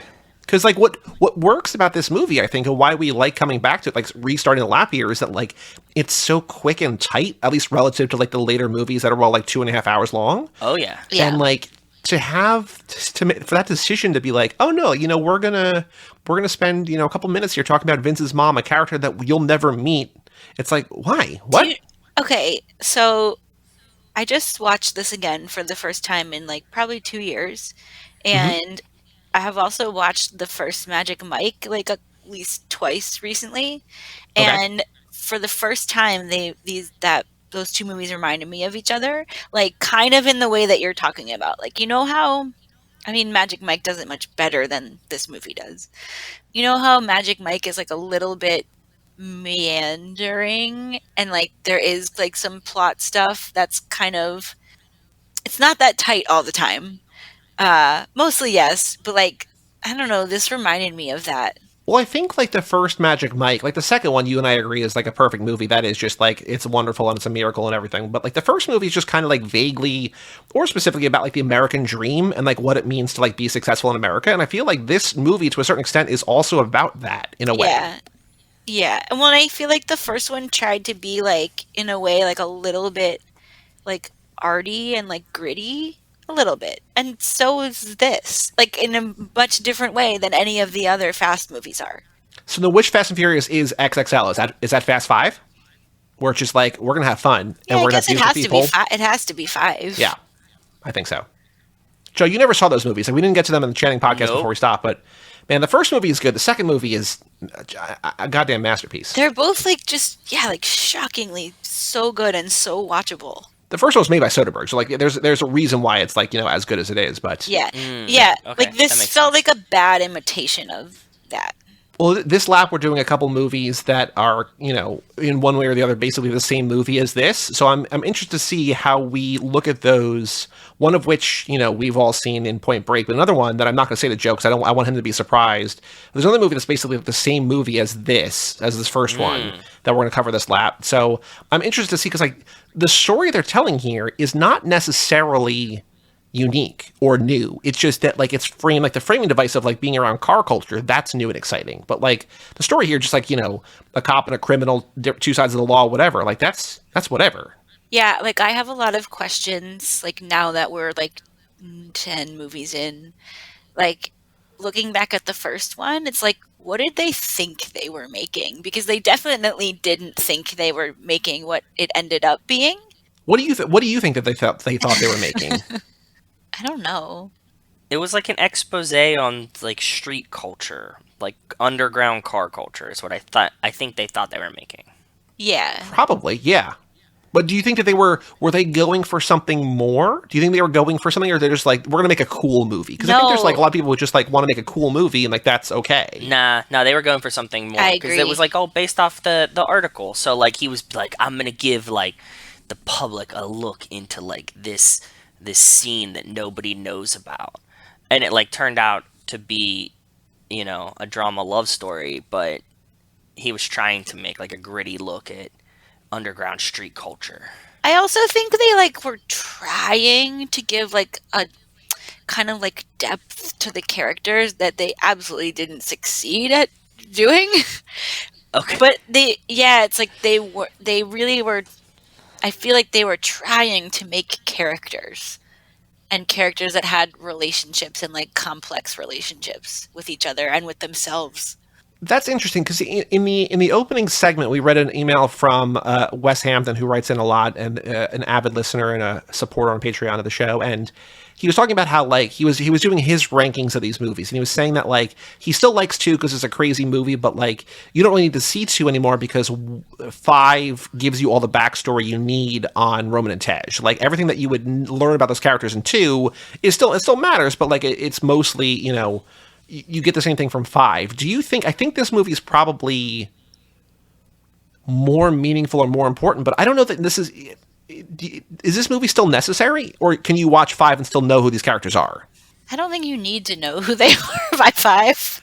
That if you watch this movie, like, do you need to know the characters for 5? Is that what you're No. asking? I'm saying like if you don't watch this movie, if you just start with 5, like I did, but like if you never go back, like do you miss a lot about the characters? Or do you think that like what they become later on, you kind of get? No, the evolution is so vast that like I don't think that you really miss anything. Like I would miss it, right? I think that we would miss it because like I do like seeing where they start and how humble the beginnings are. But I don't think that you need it, and I don't think that you actually do miss anything. Because like we say all the time, like from 5 on, they're fucking superheroes. So it doesn't really matter. You just miss their origin story. Right, like you would miss that like Mia's studying to become a doctor, but like the movie doesn't Does give it a shit matter? about that anymore. Yeah, Okay. exactly. It's just like so you never knew, but like they don't care. I didn't even know that, and I've seen all of these movies like many, many times. So she's studying. There's also a deleted Scene, where yeah. she's driving Brian home or Brian's leaving the party, and she's like, she does an impression of Vin Diesel, which is amazing. But also she's talking about how she thinks that Dom wants her to be a doctor so that they can have like someone in house that can stitch him up. And it's like this kind of like sort of dark scene where it's like, oh yeah, like, you know, my brother only wants me to do this because like he's supportive of me, but like I think it's because like he knows he's gonna get in trouble and he wants to like have someone who can like stitch him up and not have to go to the hospital or something. It's just like it's this weird like sort of ulterior motive that like kind of paints Dom in like a bad picture, bad light. Well, this movie really hates every single woman that is in it, so that's just like a new way for it to hate Mia. Well, I think that's the biggest disappointment because I love Mia. Mia's maybe my favorite character, and just like the franchise as a whole just doesn't care about her. No, it really doesn't. They never give her anything to do. It's a bummer. Anything. Wait, I want to go back to what we were talking about a minute before this. Yeah. Okay, please. I don't think the point of any of these movies is to remember any of the details. Like, I didn't know Mia was being a doctor. I just watched this movie and already couldn't remember a character that you tell me is in it. It's like, Yeah. I still watch them over and over again, but like, I don't think the plot is the point. They're just supposed to wash over you, and then that's it. Like, even when I'm watching them, I don't know what's going on. It's kind of like a vibe or a feeling, right? Yeah. And I don't think it's a bad thing. Like Everybody Wants Some might be my favorite movie, and that's just like dudes hanging out. Like it's like loosely about baseball, but not really. It's just like a bunch of guys hanging out. Like that's the plot. It's just it's the feeling of like spending time with these characters, and I think that's why Joe and I like these movies because it's not the plot. We don't give a shit about the plot. I mean, we like the character stuff, but like it's just whatever. But I do think it's nice because, like, if these were just like straight up like nonstop like action movies, I wouldn't want to watch them. So like, it's like I need the break that you get from them trying to have these people be people, but also like it totally doesn't matter. So here is maybe a good time to drop in our conversation starter, because we're already talking about the movie, but it's talking about people being people. So this lap, Jordan, I said we're doing the heist lap. Mm-hmm. So Joe and I are going to try to build our ultimate heist team. Like, we're pulling a job. And so the way we're going to do this is we're going to pick one person collectively from, like, the three of us are going to agree on one person from this movie to add to the team. And at the end of the lap, Joe and I are we're not going to say what job they're doing in this episode, but we're going to say, like, okay, we want Dom Toretto from the first movie. And so he's going to be on the team or whatever. So, and at the end of the lap, we're going to, like, assemble our team and we're going to figure out, you know, who's doing what job and whatever. So if you were in charge of a heist and you could only recruit one person from this movie to be on the team, not necessarily like what job they're doing, although if you have an idea in mind, we'll definitely take that into consideration. But if you could only have one person from this movie, one character from this movie, you have to pull off this job. You have to steal whatever. Money, diamonds, cars, whatever. Who are you recruiting? Who do you think is the most capable, the best, whatever, in this movie for our job? I want to recruit Jesse. Okay. But not a bad choice, to be honest. Like, okay, this is the only chance we're going to have to recruit Jesse because That's true. He's only in this movie. And I just think he's a special character. And yeah, I'm recruiting Jesse. I have an option, and I'm going to make my case because I think it's the best option, and it should win no matter what. So before you do that, so Joe and I are still trying to figure out the rules to this, Jordan. We don't exactly know how it's going to work. Okay. I think I had a twist today, Joe, that I was thinking. I've not said this to you yet, but I think that if we recruit, so there's a question, and then there is, I think a point of clarity. So the question is, can we recruit, for instance, Dom from multiple movies, or no? Yeah, for sure. Okay, but I also think we should require that, like, if we wind up, say, in this episode recruiting Dom, it's Fast and Furious 1 Dom. It's not Dom across all the movies. Do you agree with that? It's just like, this is that. I also agree. Okay, good. So we can have, if we want, we could have 8 Dominic Torettos on this job or whatever, right? Absolutely. Okay. So that's super cool. All right. Family. Just like that video. Yes. That's what it's going to be like. Love that. Okay, cool. Okay, so we're on the same page there, which is rare. Okay, but yes. Okay. So who is your pick? Jordan nominates Jesse. There's only one correct option.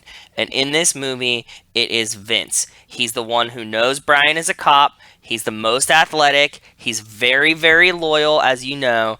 And he's capable to do all of the other bullshit that you need to do. Vince is the best choice from this movie. He's better than Brian. He's better than Dom. Jesse is a good choice. I like Jesse because maybe you need a tech guy, but tech is advanced way too far. So, like, you know, you get Fast and Furious 1 Jesse here.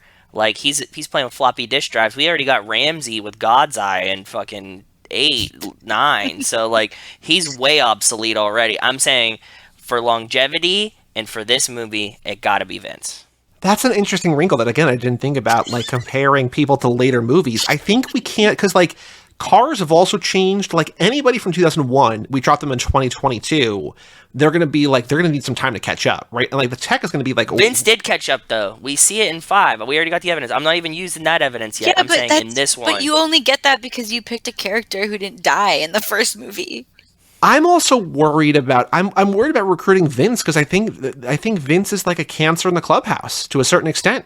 Yeah. Okay. Yeah, but you need that. Every good heist crew has a wild card. Well, that's also part of it. No, but he's not a fun wild card. Like he's not a Charlie Day in Sunny. Okay. Yeah, he's not a wild card. Yeah, he's like you're telling me like you really want to deal with his bullshit on a heist because I don't I don't need that energy that he's bringing. You don't need the energy, but his capabilities outweigh that. Yeah, okay. I'm going to keep arguing for Jesse.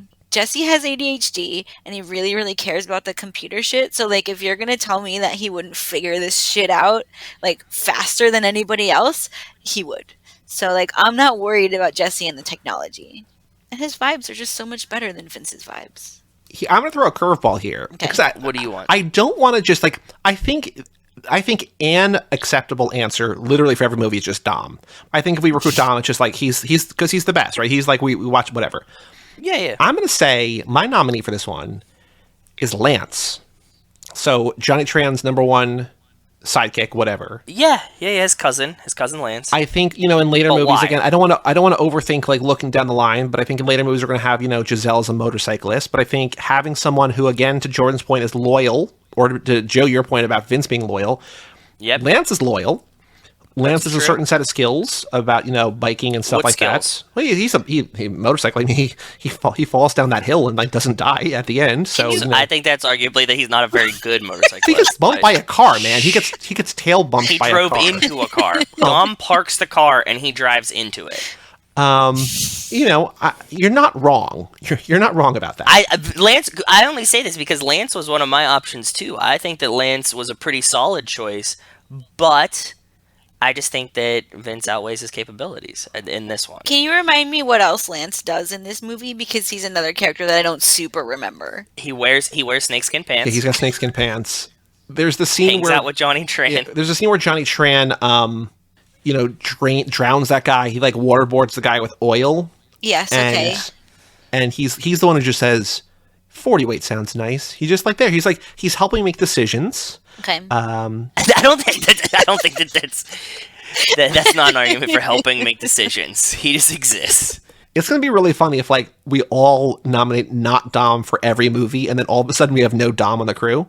No, you'll get it. Like there is ultimate Dom. We just have to get there. Like I Okay. don't think that Dom's in his full form. Yeah, maybe yet. Dom Like, in this is the 6 where he Dom like that I walks want. out of a fire, right? Like it's just This like, isn't your That's Dom. what I'm fireproof. saying. Yes, that's what I'm saying. Is like you'll get like an ultimate Dom, but like from this movie, the most capable person that I can't argue against is Vince. Okay, so we have the nominees here are Okay. Dom, Vince, and Jesse. Jesse. No, sorry. Jesus. Lance, Jesse, Vince. Yes. This is not where I thought we would wind up after No. this movie, but that's wild. How do we decide now? We all have to make our cases, and then we have to vote. What's made to my stop case. I us think from all voting for ourselves? I think the rule is you can't vote for your own character. Okay. And then if there's another tie, we'll figure out a thing. But I'm also not 100% sold on Lance. Like, I can't make a really super compelling argument for him. That's what I'm saying. He's a great character, but like if we're trying to build the ultimate heist team, I'm talking like one that will get the fucking job done. If I have to pick a guy, no matter how toxic he is, all of his bullshit baggage, I think the one that's like the most capable that could probably fit the most roles, like driving skills, shooting skills, finding out who's the cop skills. Like, these are all things that I want on my team. Like, you have to deal with, like, maybe he uses a slur. That's not great, but we'll just, like, skate over that. Because you're just like, look, he's not going to be my friend. He just needs to be part of the team to help me steal whatever. DVD players. See, remember how we described me before? Yes. See, that's why Vince doesn't work for me. Like, I would be so pissed off the whole time that I would be like, I can't do this fucking heist with this guy. I think Joe's point about, like, I think the fact that he has a good read on people cannot be overstated. I think No, I that's, do think that is a you're right. worthwhile But- characteristic. But I think the anger is it's a hurdle that we need to overcome. No. I have a But question. Dom No, reins him I have in. a question. What? Does he have a good read on people, or does he just know who cops are? That's also that's a good point. Because Because he not also- the same thing. He also, I think it's pretty clear that Mia has no interest in him, and he's still like shamelessly hitting on Mia, right? Yes, So like, exactly. But that's just like a douchey thing to do. I don't think that's like. So he you has want a bad douchey guy on read our team? her.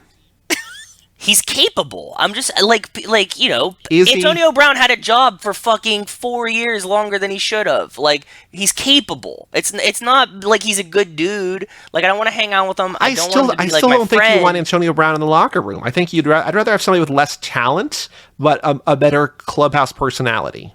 That sounds really good morally, and like I applaud you for that. I don't want But to if I'm trying start the steal heist shit, team with Vince. This is trouble. It's not though. I'm telling. He's the most capable. He's definitely the most capable here. I No. make an argument for somebody that's more capable than Vince. But Please. he's gonna make so much drama. Like, depending on who else you put on this team, like he's just so shitty. But Dom reins him in. We eventually get a Dom. Dom's his counter. Why do you want Dom to waste Dom energy on that? You need Dom to do that? We have shit to do. We could just make a team where that doesn't happen. You guys live in too much of a utopia. I'm trying We're to get the fucking job done here, guys. Come on. We get to build our own utopia if we want to right now. I don't know why you think we can't. Yeah, because I want like the most criminally people to help me get my heist done. Well, your whole thing about Leon was that he's the ultimate criminal. In past laps, you've described him. But I agree. I think that he's the most criminally, like, personality-wise, not capability-wise.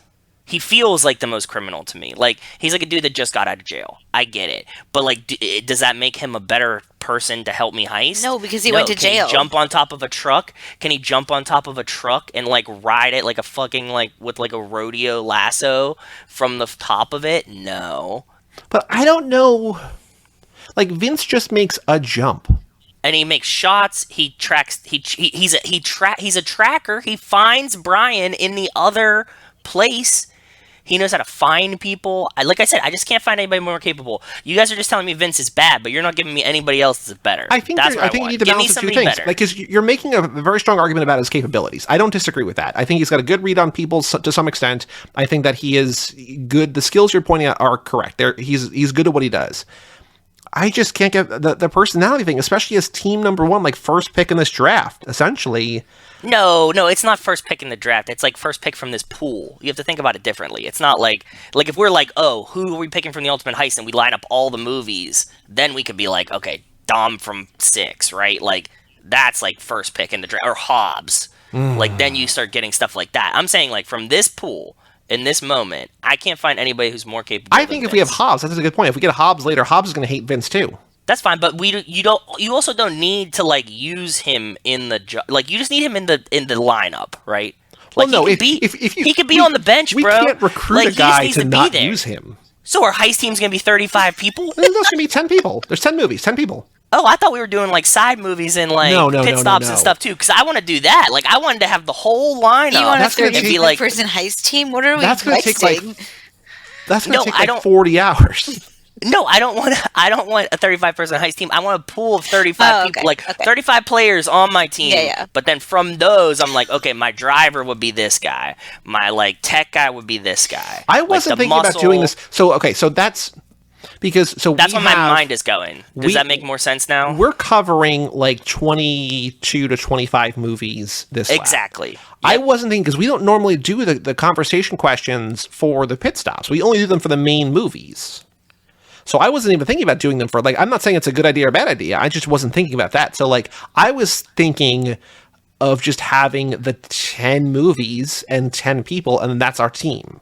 Okay. No, I wanted, like, a whole roster of people so that whenever we go to do a heist, and I was thinking, like, you could present us any heist, right? Like, somebody could write in. Like, Jordan could be like, this is going to be the heist. And I'd be like, okay, there's our 35 dudes, right? So, like, in this heist, we're going to need a guy that drives. Not all dudes, but just dude is like just a dude, okay. Right? Like just dudes. Okay. There's gonna be like this person could be the driver. This person could be the tech person. That like this person would be the distraction. Whatever we need for that job, you would have like the roster of people, and like this is who you'd pull from. So I'm looking for kind of like Swiss Army knife kind of guys. Like Vince could do some shooting. He could do some driving. He could maybe do a jump if you need. If we needed to find somebody, Vince might be the guy. Like if there's a hidden cop in the group, Vince would know who he was. And like, yeah, he's annoying, but like you don't need to use him for the job. You just could use him for the job. Here's a curveball. Tell me. What if we go with Ted, who is the guy who gets drowned by oil, because he's a fence, and fence might be a useful skill to have. But we don't. Okay. I'm not saying it's a good option. I think it's a terrible option. I don't disagree. I think if you make the pool that wide, the game is too easy. What do you mean?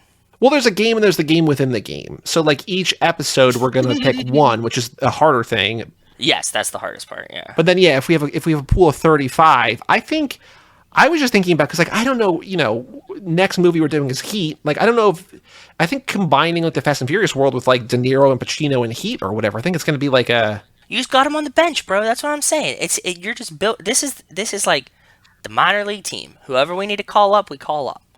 I still, like, even with a pool of 35 people, I don't know that Vince is the pig. I don't know. That's okay. Then give me a better one in this movie. You keep saying this. I feel like I'm talking to Rachel here. It's like, what's for dinner? And it's like, I don't want that. But tell me, what do you want then? Tell me what you want to eat. Yeah, Joey, you're gonna have to really make an argument for Lance if you don't want me to vote for Vince when we vote right now, because. Well, I also think to a certain extent what Joe's point about Jesse is probably true about all these people, that like down the road they're all going to be outclassed and just like, you know, none of them are going to be able to keep up with modern technology. I think Jesse's good, and I think that Jesse could adapt. I'm just saying, like, you can't use his current skill set. It doesn't translate to future success. Jesse is the heart. Whereas, like, shooting and jumping onto a car, then, you know, that's like, okay, he's not going to unlearn. Like, okay, he'll get fat and old, sure. Like, maybe he won't be as good at jumping onto cars. But, like, in this moment, you know, jumping onto cars, I think it'll translate for a while.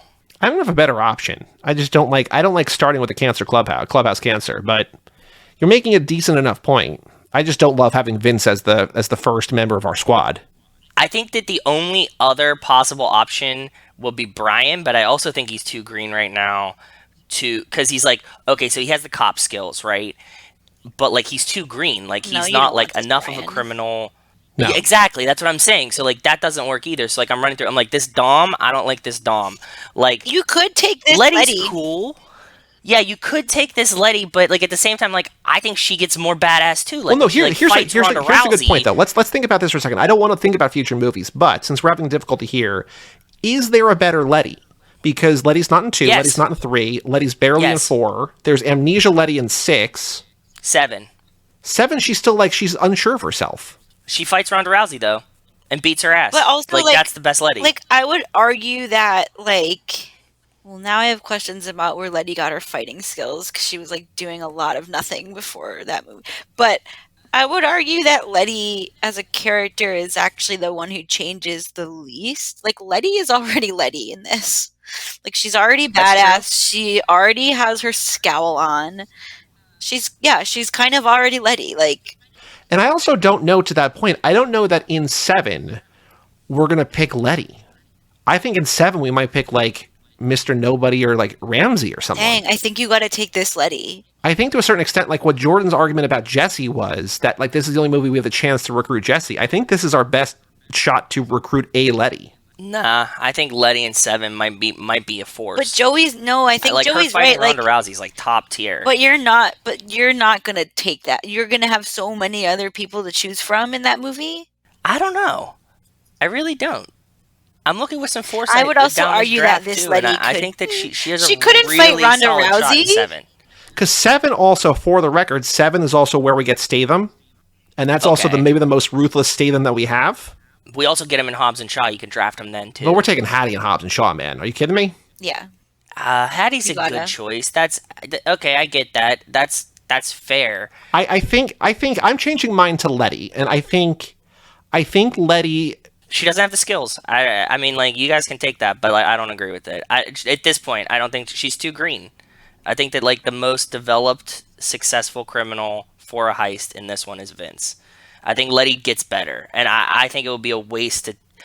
It's going to be hard to get her from 7, but I think that it's a much better case there than it is here. Because we really don't, like, she doesn't fight anyone, right? Like, so what's her, like, good skills that you would have? What'd she do in our heist from this one? In this movie, it's not Letty's fault. This is still the movie. Like, in this movie, they don't let the women... It's not Vince's fault that he sucks. So his mom is sick. So, like, what do you want to say if you keep using these arguments? In this movie, they don't let the women do anything, even more than in the other movies. And so they don't... Like, it's not Letty's fault that nobody wrote anything for her to do in this, besides be Dom's girlfriend. Okay.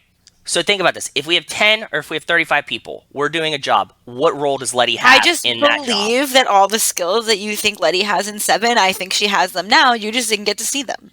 Yes, we have no proof that she has the skills. I know in my heart. I know in my heart. I mean, it's hard to argue with, like, you know, Jesus exists because he exists type situation, so. That's the tautology of it all, right? So yeah, it's like.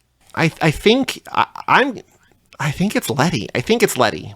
I vote Vince, hands down, no matter what. Okay, here's a better thing. Here's a better thing because I think we're gonna run into this kind of argument every episode because like It just, for whatever reason, we can never agree on anything. I think what we do is we put up all 3 nominees on the Patreon and let our patrons pick one of the 3 people. Oh, yeah. Oh, like That's after fun. you hear the argument Yes. sides? So I think we should still have this level of, not disagreement, but like Discord. Discord, Just yeah. Chat. And then let the patrons vote which of the 3.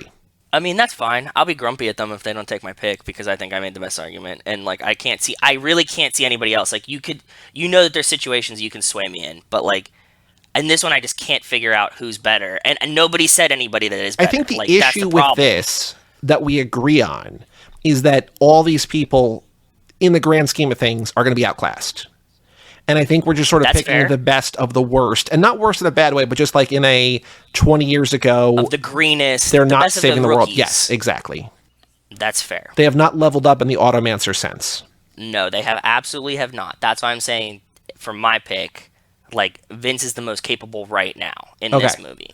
So we will officially have Jesse, Letty, and Vince. Yeah. Mm-hmm. Okay. Patrons, I swear to God, if any of you don't pick Vince, I swear to God, I'm gonna be so pissed. Like, do you hear them? They can't even make an argument for anybody else. Like, No, I think the only argument was makes made for sense. Letty. I think the argument was made for Letty. But what was it? Tell me. We She's already not made Vince. it. We already did tell Yeah. you. But it was just like, in my heart, she does know how to fight eventually, so she knows now. You're being such a Vince. Why would I keep telling you? But you didn't say anything. There was Why no would I substance keep to this. It telling was just like, you? I believe she's good now, Why even would though I we don't keep see her telling do you anything. if there's no way that I can convince you? Convinced.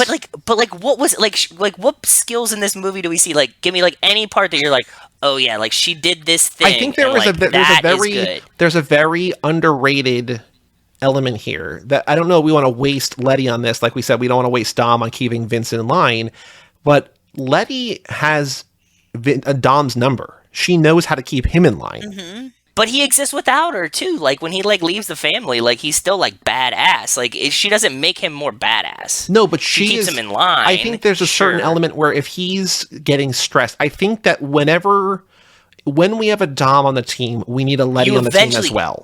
I agree. You eventually will need a Letty, but I don't want this Letty that doesn't do anything and just wears leather pants. Like I want fucking badass beats Ronda Rousey's ass Letty from down the line. I mean, the ideal Letty, I think, is Los Bandoleros, but we're not doing Los Bandoleros. So, No, fair. Final word, my pick is Letty. So we'll let the patrons decide. And what's going to happen, as we know, is the patrons are going to tie, and we're not going to have a pick, right? So With no evidence, Jordan, every Joey's pick poll. is Letty. with weak evidence, Joe's pick is Vince. With very strong evidence, with bullet points, addendums. There's like A, B, 1, I, down the line. I have every single piece. PowerPoint presentation. Boom.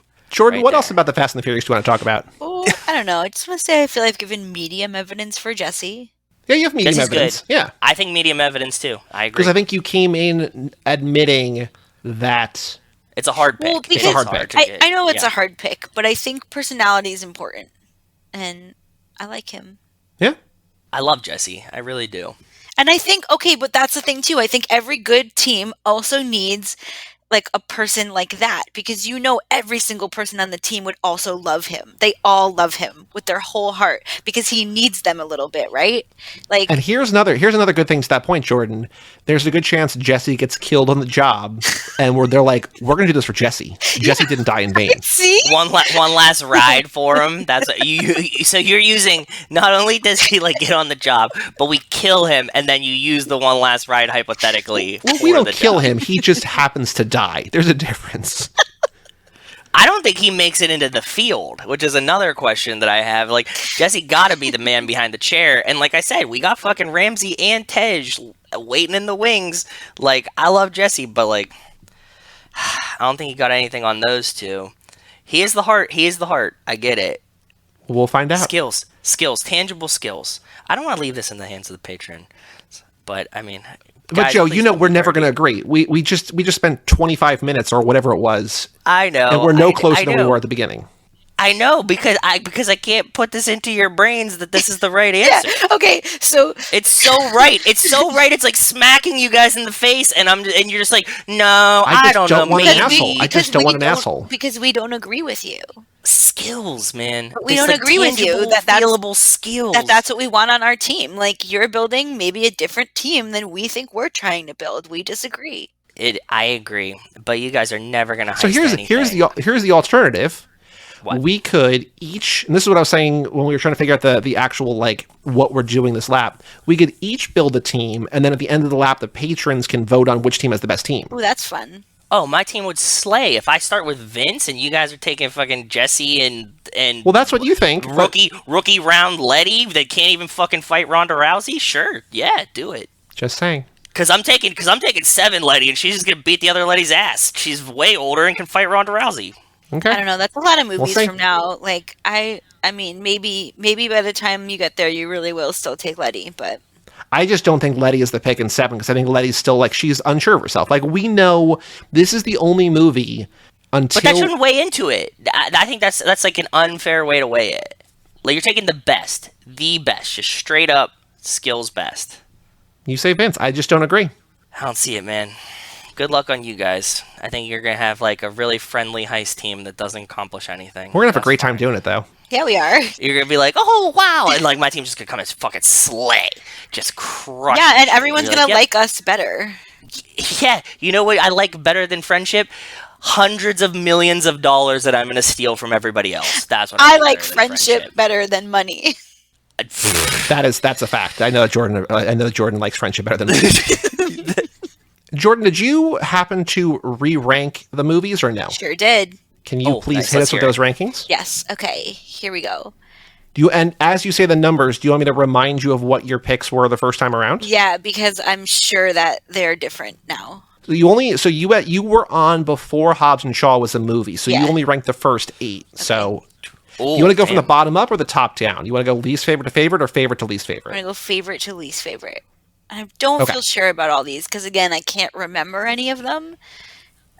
So stuff. You can't even remember blends Leon. You together, just saw but Leon, I so know. yeah, I get it. Okay. So right now I have 6, 3, 5. So 6 was the same. 3 went from number 6 all the way up to 2. Yes, I've So- fallen in awesome. love with 3 since the last time we Okay. did It's this. so good. It's so good. Okay. Honestly, Okay, I might and like it better than 6 as a movie, but it's like because it's kind of its own whatever. It's not first, it's second. It's so much fun. It's a blast. so good, and Han's in it. Yep. It's a Han movie. And so 5 was your third one last time. So you had 6 and 5 were in the same spot, but 3 has gone up. So that's good. Okay, cool. 7, That was number 2, so that fell a little bit. Okay. 4, That fell 1 spot. That was 4. Okay. 8, That fell 1 spot as well, but okay. 1, That's still in 7. Okay. Hobbs and Shaw, Okay, that was previously unranked, as mentioned, 2, which was your last place. So it sort of up 1 or down 1, depending on how you want. And then F9. 9. Yeah. The lowest, really? It was. I couldn't tell you a single thing that happened in it, and I didn't. It was like what I saw like a year ago. That's fair. Yeah, it makes sense. And we just watched it, 9 times in a row. So Yeah, we've seen it a I bunch of remember a times. lot of it now. How many times have I seen it? I have seen it now, according to Letterboxd, 7 times.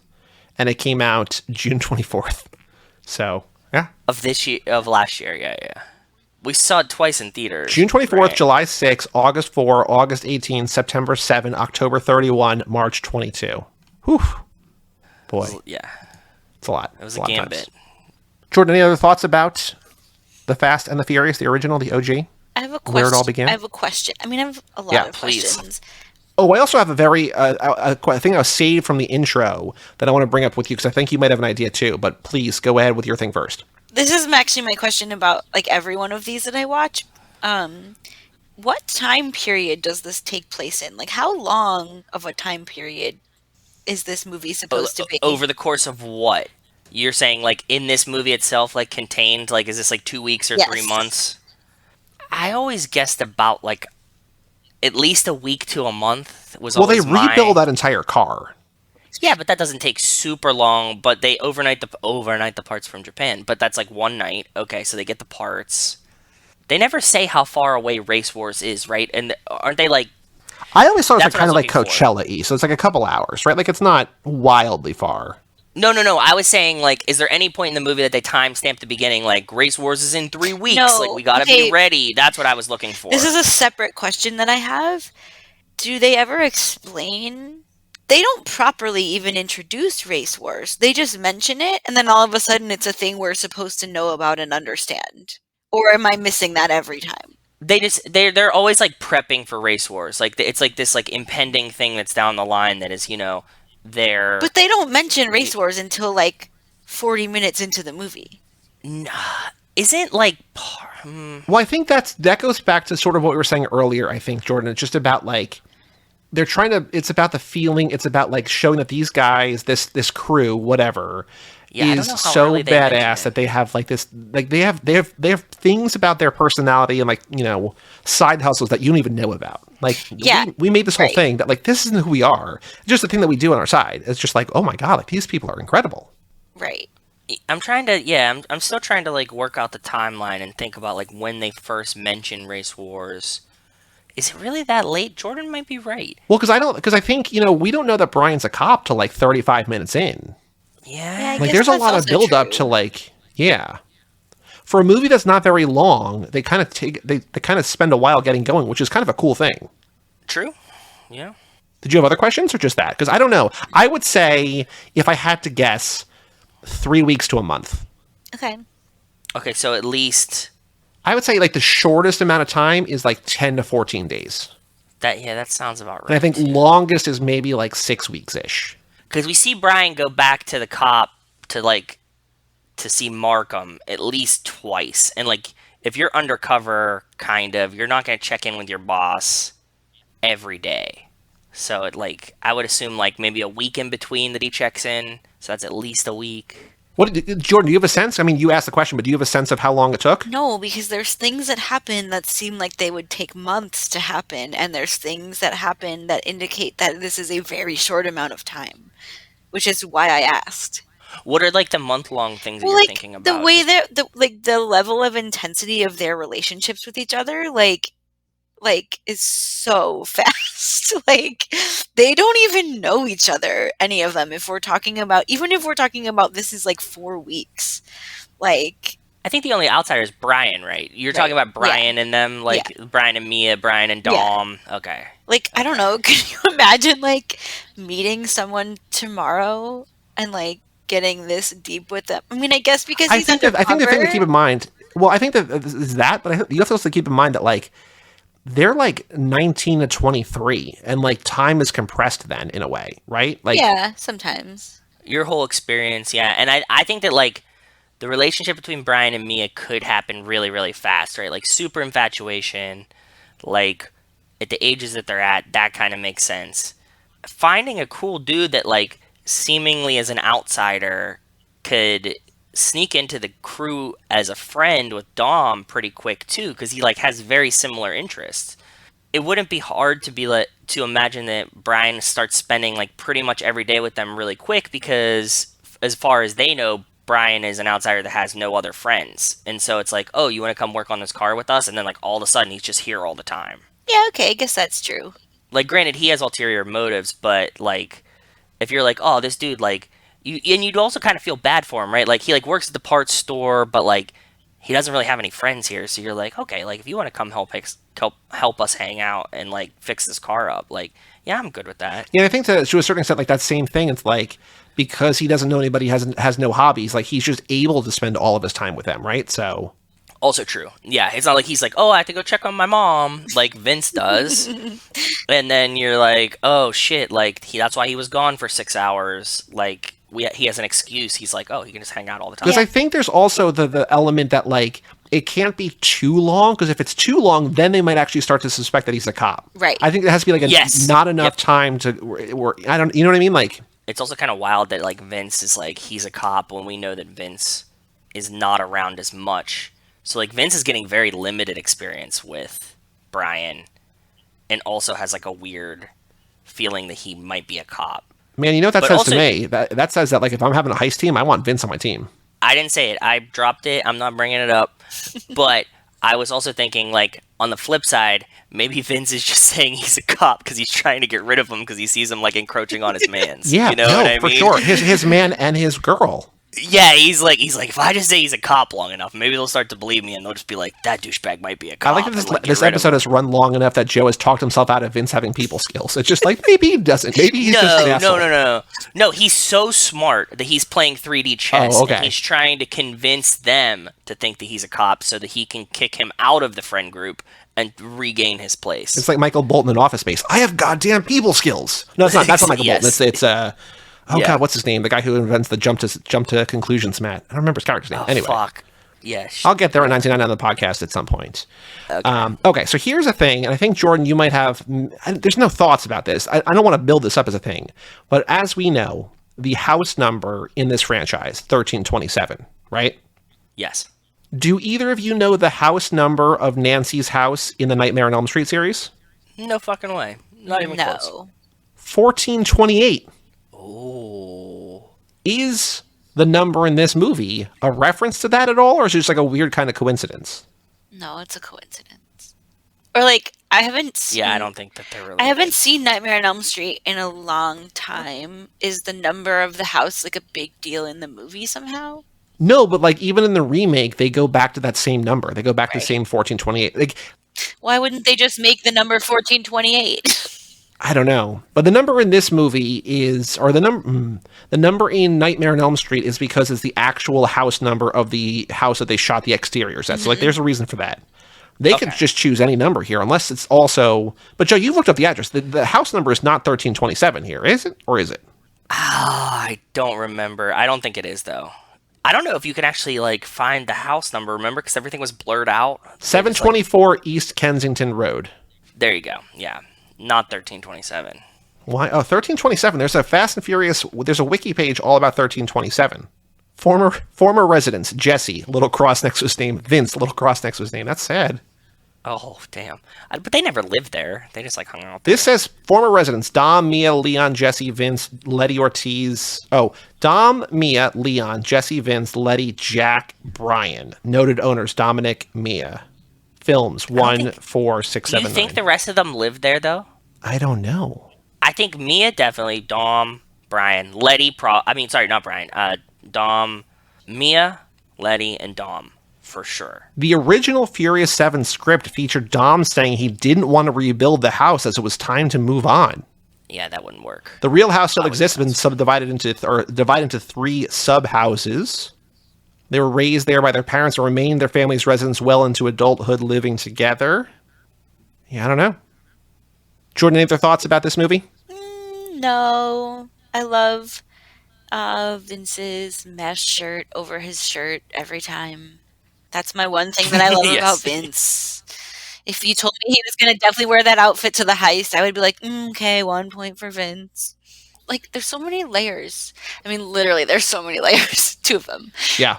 But also, like, when you wear a mesh shirt over a shirt and they're both the same, like, you have to put on a tank top twice. And I just, like, this is even... I don't know. I remember wearing 2 shirts a lot. Were they exactly the same shirt, though, except one had holes in it over the other one?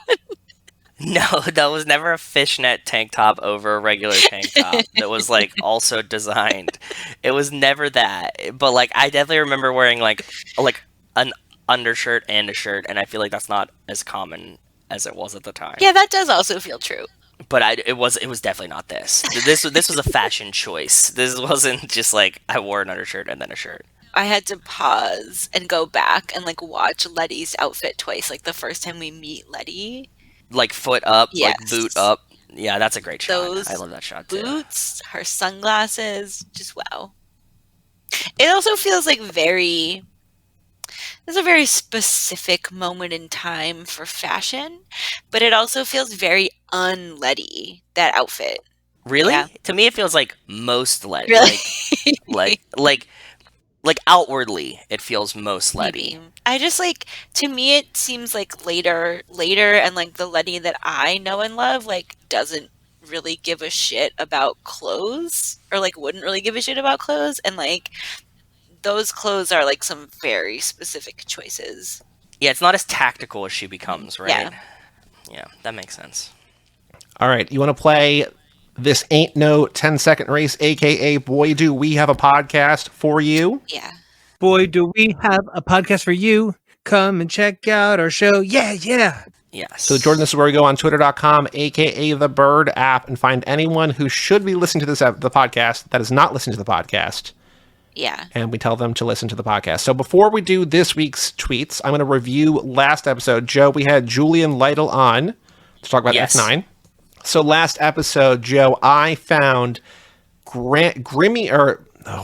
us, US, MJ, I don't know, maybe it's, who knows, Rose, at Grimmy Racks on Twitter, responding to Discussing Film, because Discussing Film said Daniela Melchior is in talks to star in Fast and Furious 10, and then Grimmy Racks said, quote, no more, this has to end, I'm done with Fast and Furious. Quote, Daniela Melchior is in talks to star in Fast and Furious 10, me in line at the theaters, and then a gif of Dom outside the oil tankers, rigs at the beginning at the funeral. So, we said, that was a long way to say they were excited about Daniela Melchior, blah, blah, blah.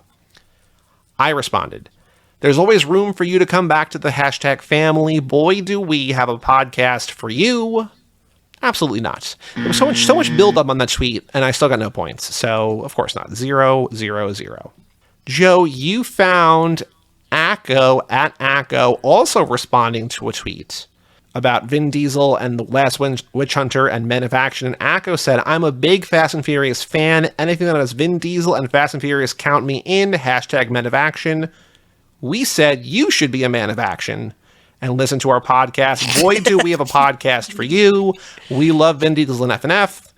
Nothing. Absolutely nothing.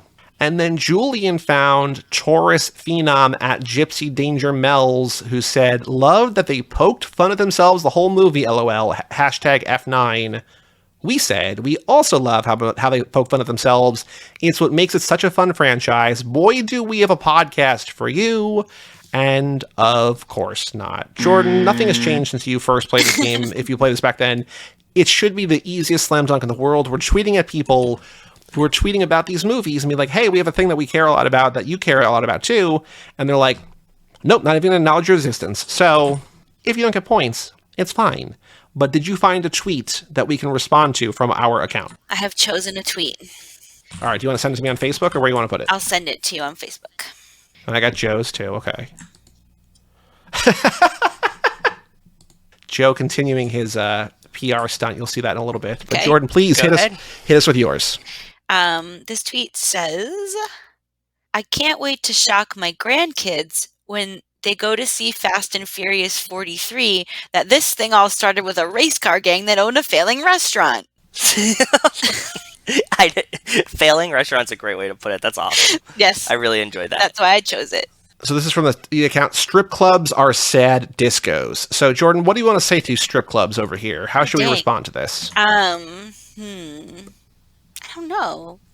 What should you choose? What do we say to them? Joe's better at this than I am. Yeah, I in don't feel coming good up at with this them that part. I think they're good. But like the thing to keep in mind is that Joe's also really bad at this because like nobody responds. Like I'm also really bad at it too. So like there's no wrong answers here because everything's a wrong answer.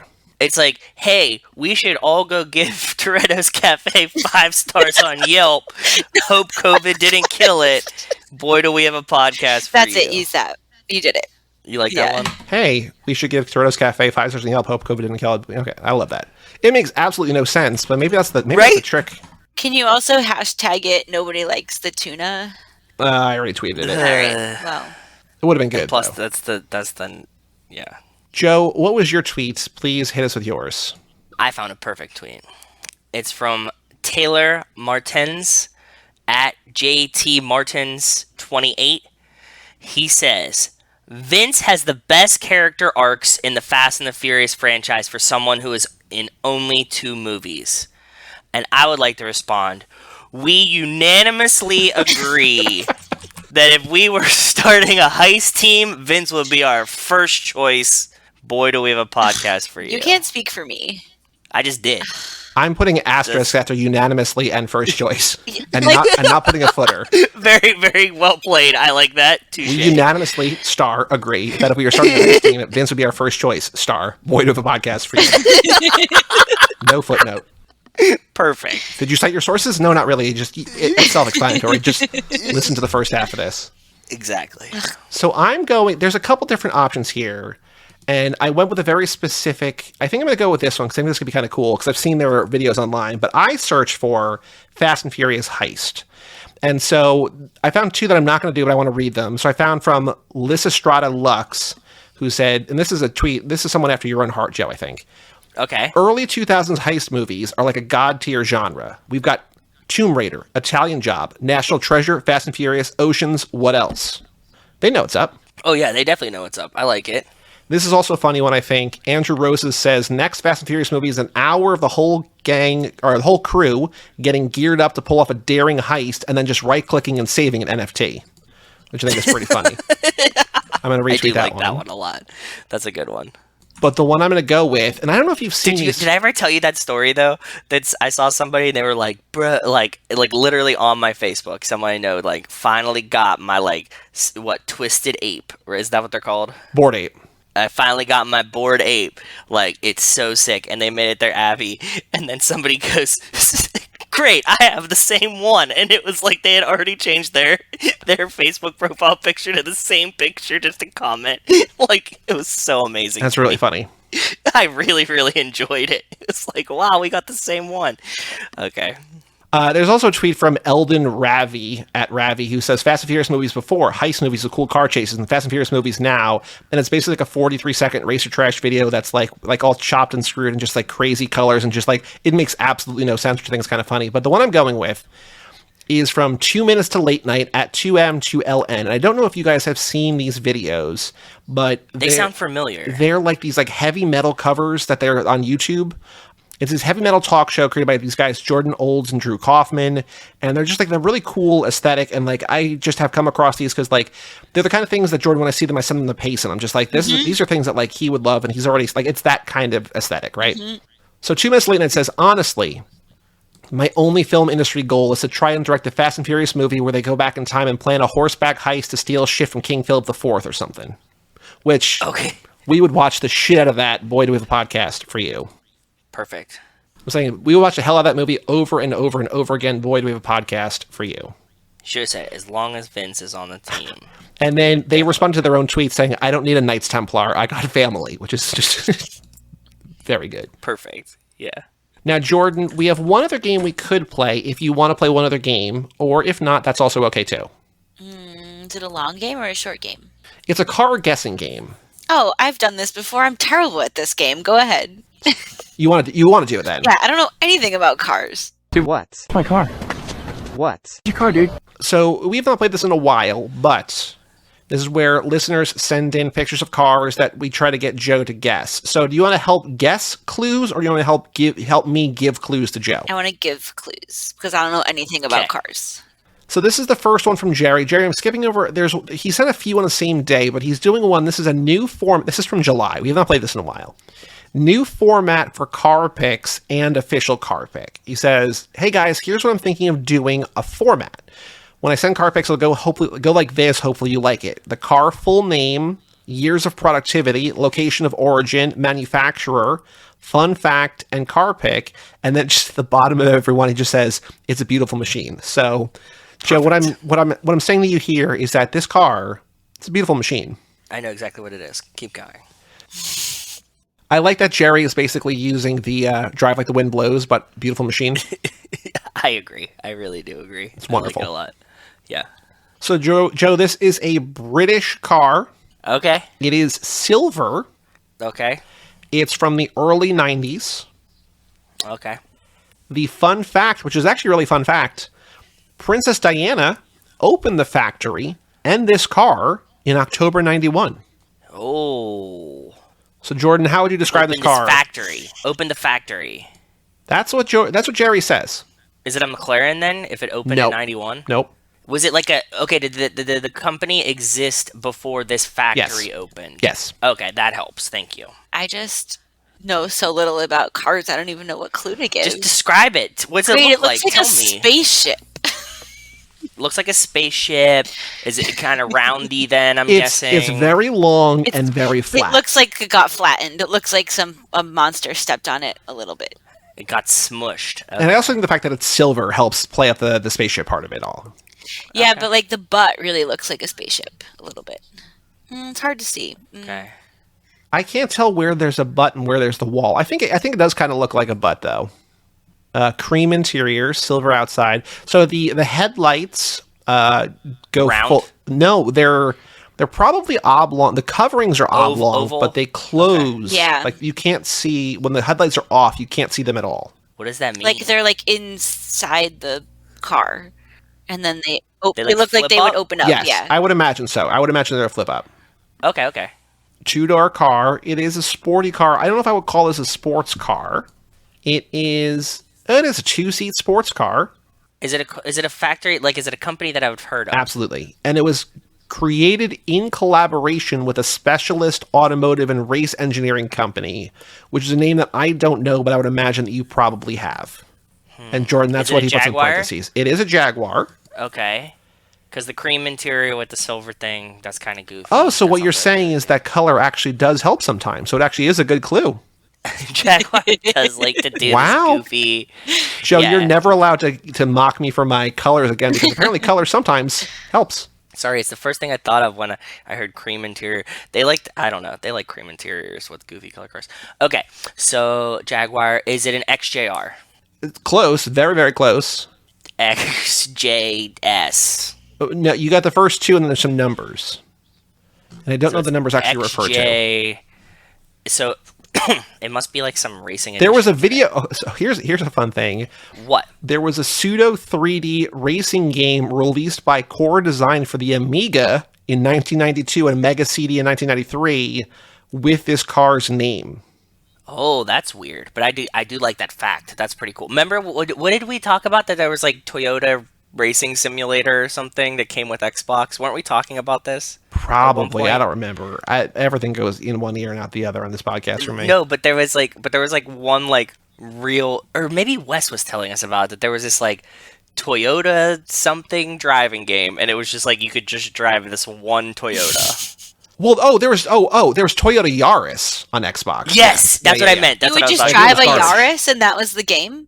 Yeah, it was kind of like an arcadey, like kind of like a Mario Kart, but like kind of like a Hot Wheels track. Well, you were only a Yaris, and they gave the game away for free, and it was terrible. Yes, that's okay. It was So it was absolute you. garbage. Yeah.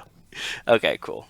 That's what I was I thinking. can't figure out why the number is numbered this, but they did want to hit this as a top speed. They could not hit it. They came close, but it's the XJ220. Oh, It got okay. up to 213 miles an hour, but they tried to hit 220 for promotional reasons, and they just couldn't get there. Let me see. I want to see pictures Here's of the exterior and the XJ220. interior.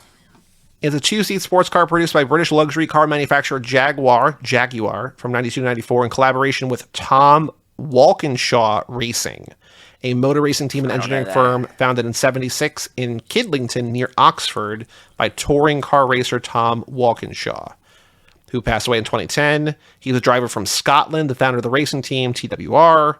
He was also a professional rugby union, owner of Gloucester Rugby, and a chairman of the team owners organization for the Aviva Premiership, which was a rugby premiership, a rugby union competition. This guy is a rugby guy, a car guy. Pretty cool. Pretty cool guy. And this is a really cool car. I feel in my soul that I've seen one of these in person before, and I don't know why or where, but I feel like I have seen one. I need to think about where I've seen it before. But this is a really cool one. Kind of looks like It kind of looks like a spaceship, right? yeah. You got some spaceshipy stuff going on there. I could see it. It's roundy headlights. Yeah, pop up, but they're also like oblong and like a weird like guitar pick shape. Yep, this is really cool. Jordan, I have one more important question for you about this car. Would you say that this is a beautiful machine? Sure, why not? Cool. I mean, no, that's Perfect. never something I would say about anything, but like, sure, why not? Cool. That's all I need to know. Perfect. But Jordan, thank you so much for coming back and joining us once Yes, again. thank you. Yeah, thanks for having me. Is there anything that you're doing that you want plugged? People can find you on the internet. handstand videos on Instagram, or do you want to remain a mystery to our listeners, which is also okay? No, I don't do any podcast things anymore, but if you want to see me do circus things, I'm on Instagram at JordoPC. It's a fun time over there on my Instagram. Yeah, very cool. That's really, really cool, yeah. Well, thank you once again for joining us for kicking off Lap 11, the heist lap. And remember, patrons, I don't know if we're going to pick a team at the end. I don't know if we're each doing a thing. Maybe I'll do this first one. I don't know. We'll figure it out. I'm going to figure it out. We'll figure it out. I don't know. Mystery. But Joe, next week. I like my idea best. That we're drafting a whole bunch of people, and you should comment on Patreon that, like, obviously, after I picked Vince, and I agree with everything that Joe said because he made the best argument, that also you should draft a bunch of people, and then you guys can give us a hypothetical heist, and we could draft, like, pull one out of a hat and draft our team to complete your heist. We'll have to figure it out. We can have some fun with this. I don't know exactly what we're doing, but we're gonna get more involved in the Patreon. Give people a reason other than just like bonus episodes every month and early access and all the fun stuff, right? Like, yeah. Give people a reason to be over there. Get some voting in there, all that fun stuff. But Joe, next episode, our first pit stop of the lap. I was gonna say of the year, but it's April, so we've done a bunch. Okay. But the first pit stop of the lap, we are doing 1995's Heat with Pacino and De Niro, and also we are watching, in case people want to watch too, it's available on the Internet Archive and also maybe their Vimeo, I'm not sure. But we're doing Racer Trash's Heat Wave, which is their take on the movie Heat.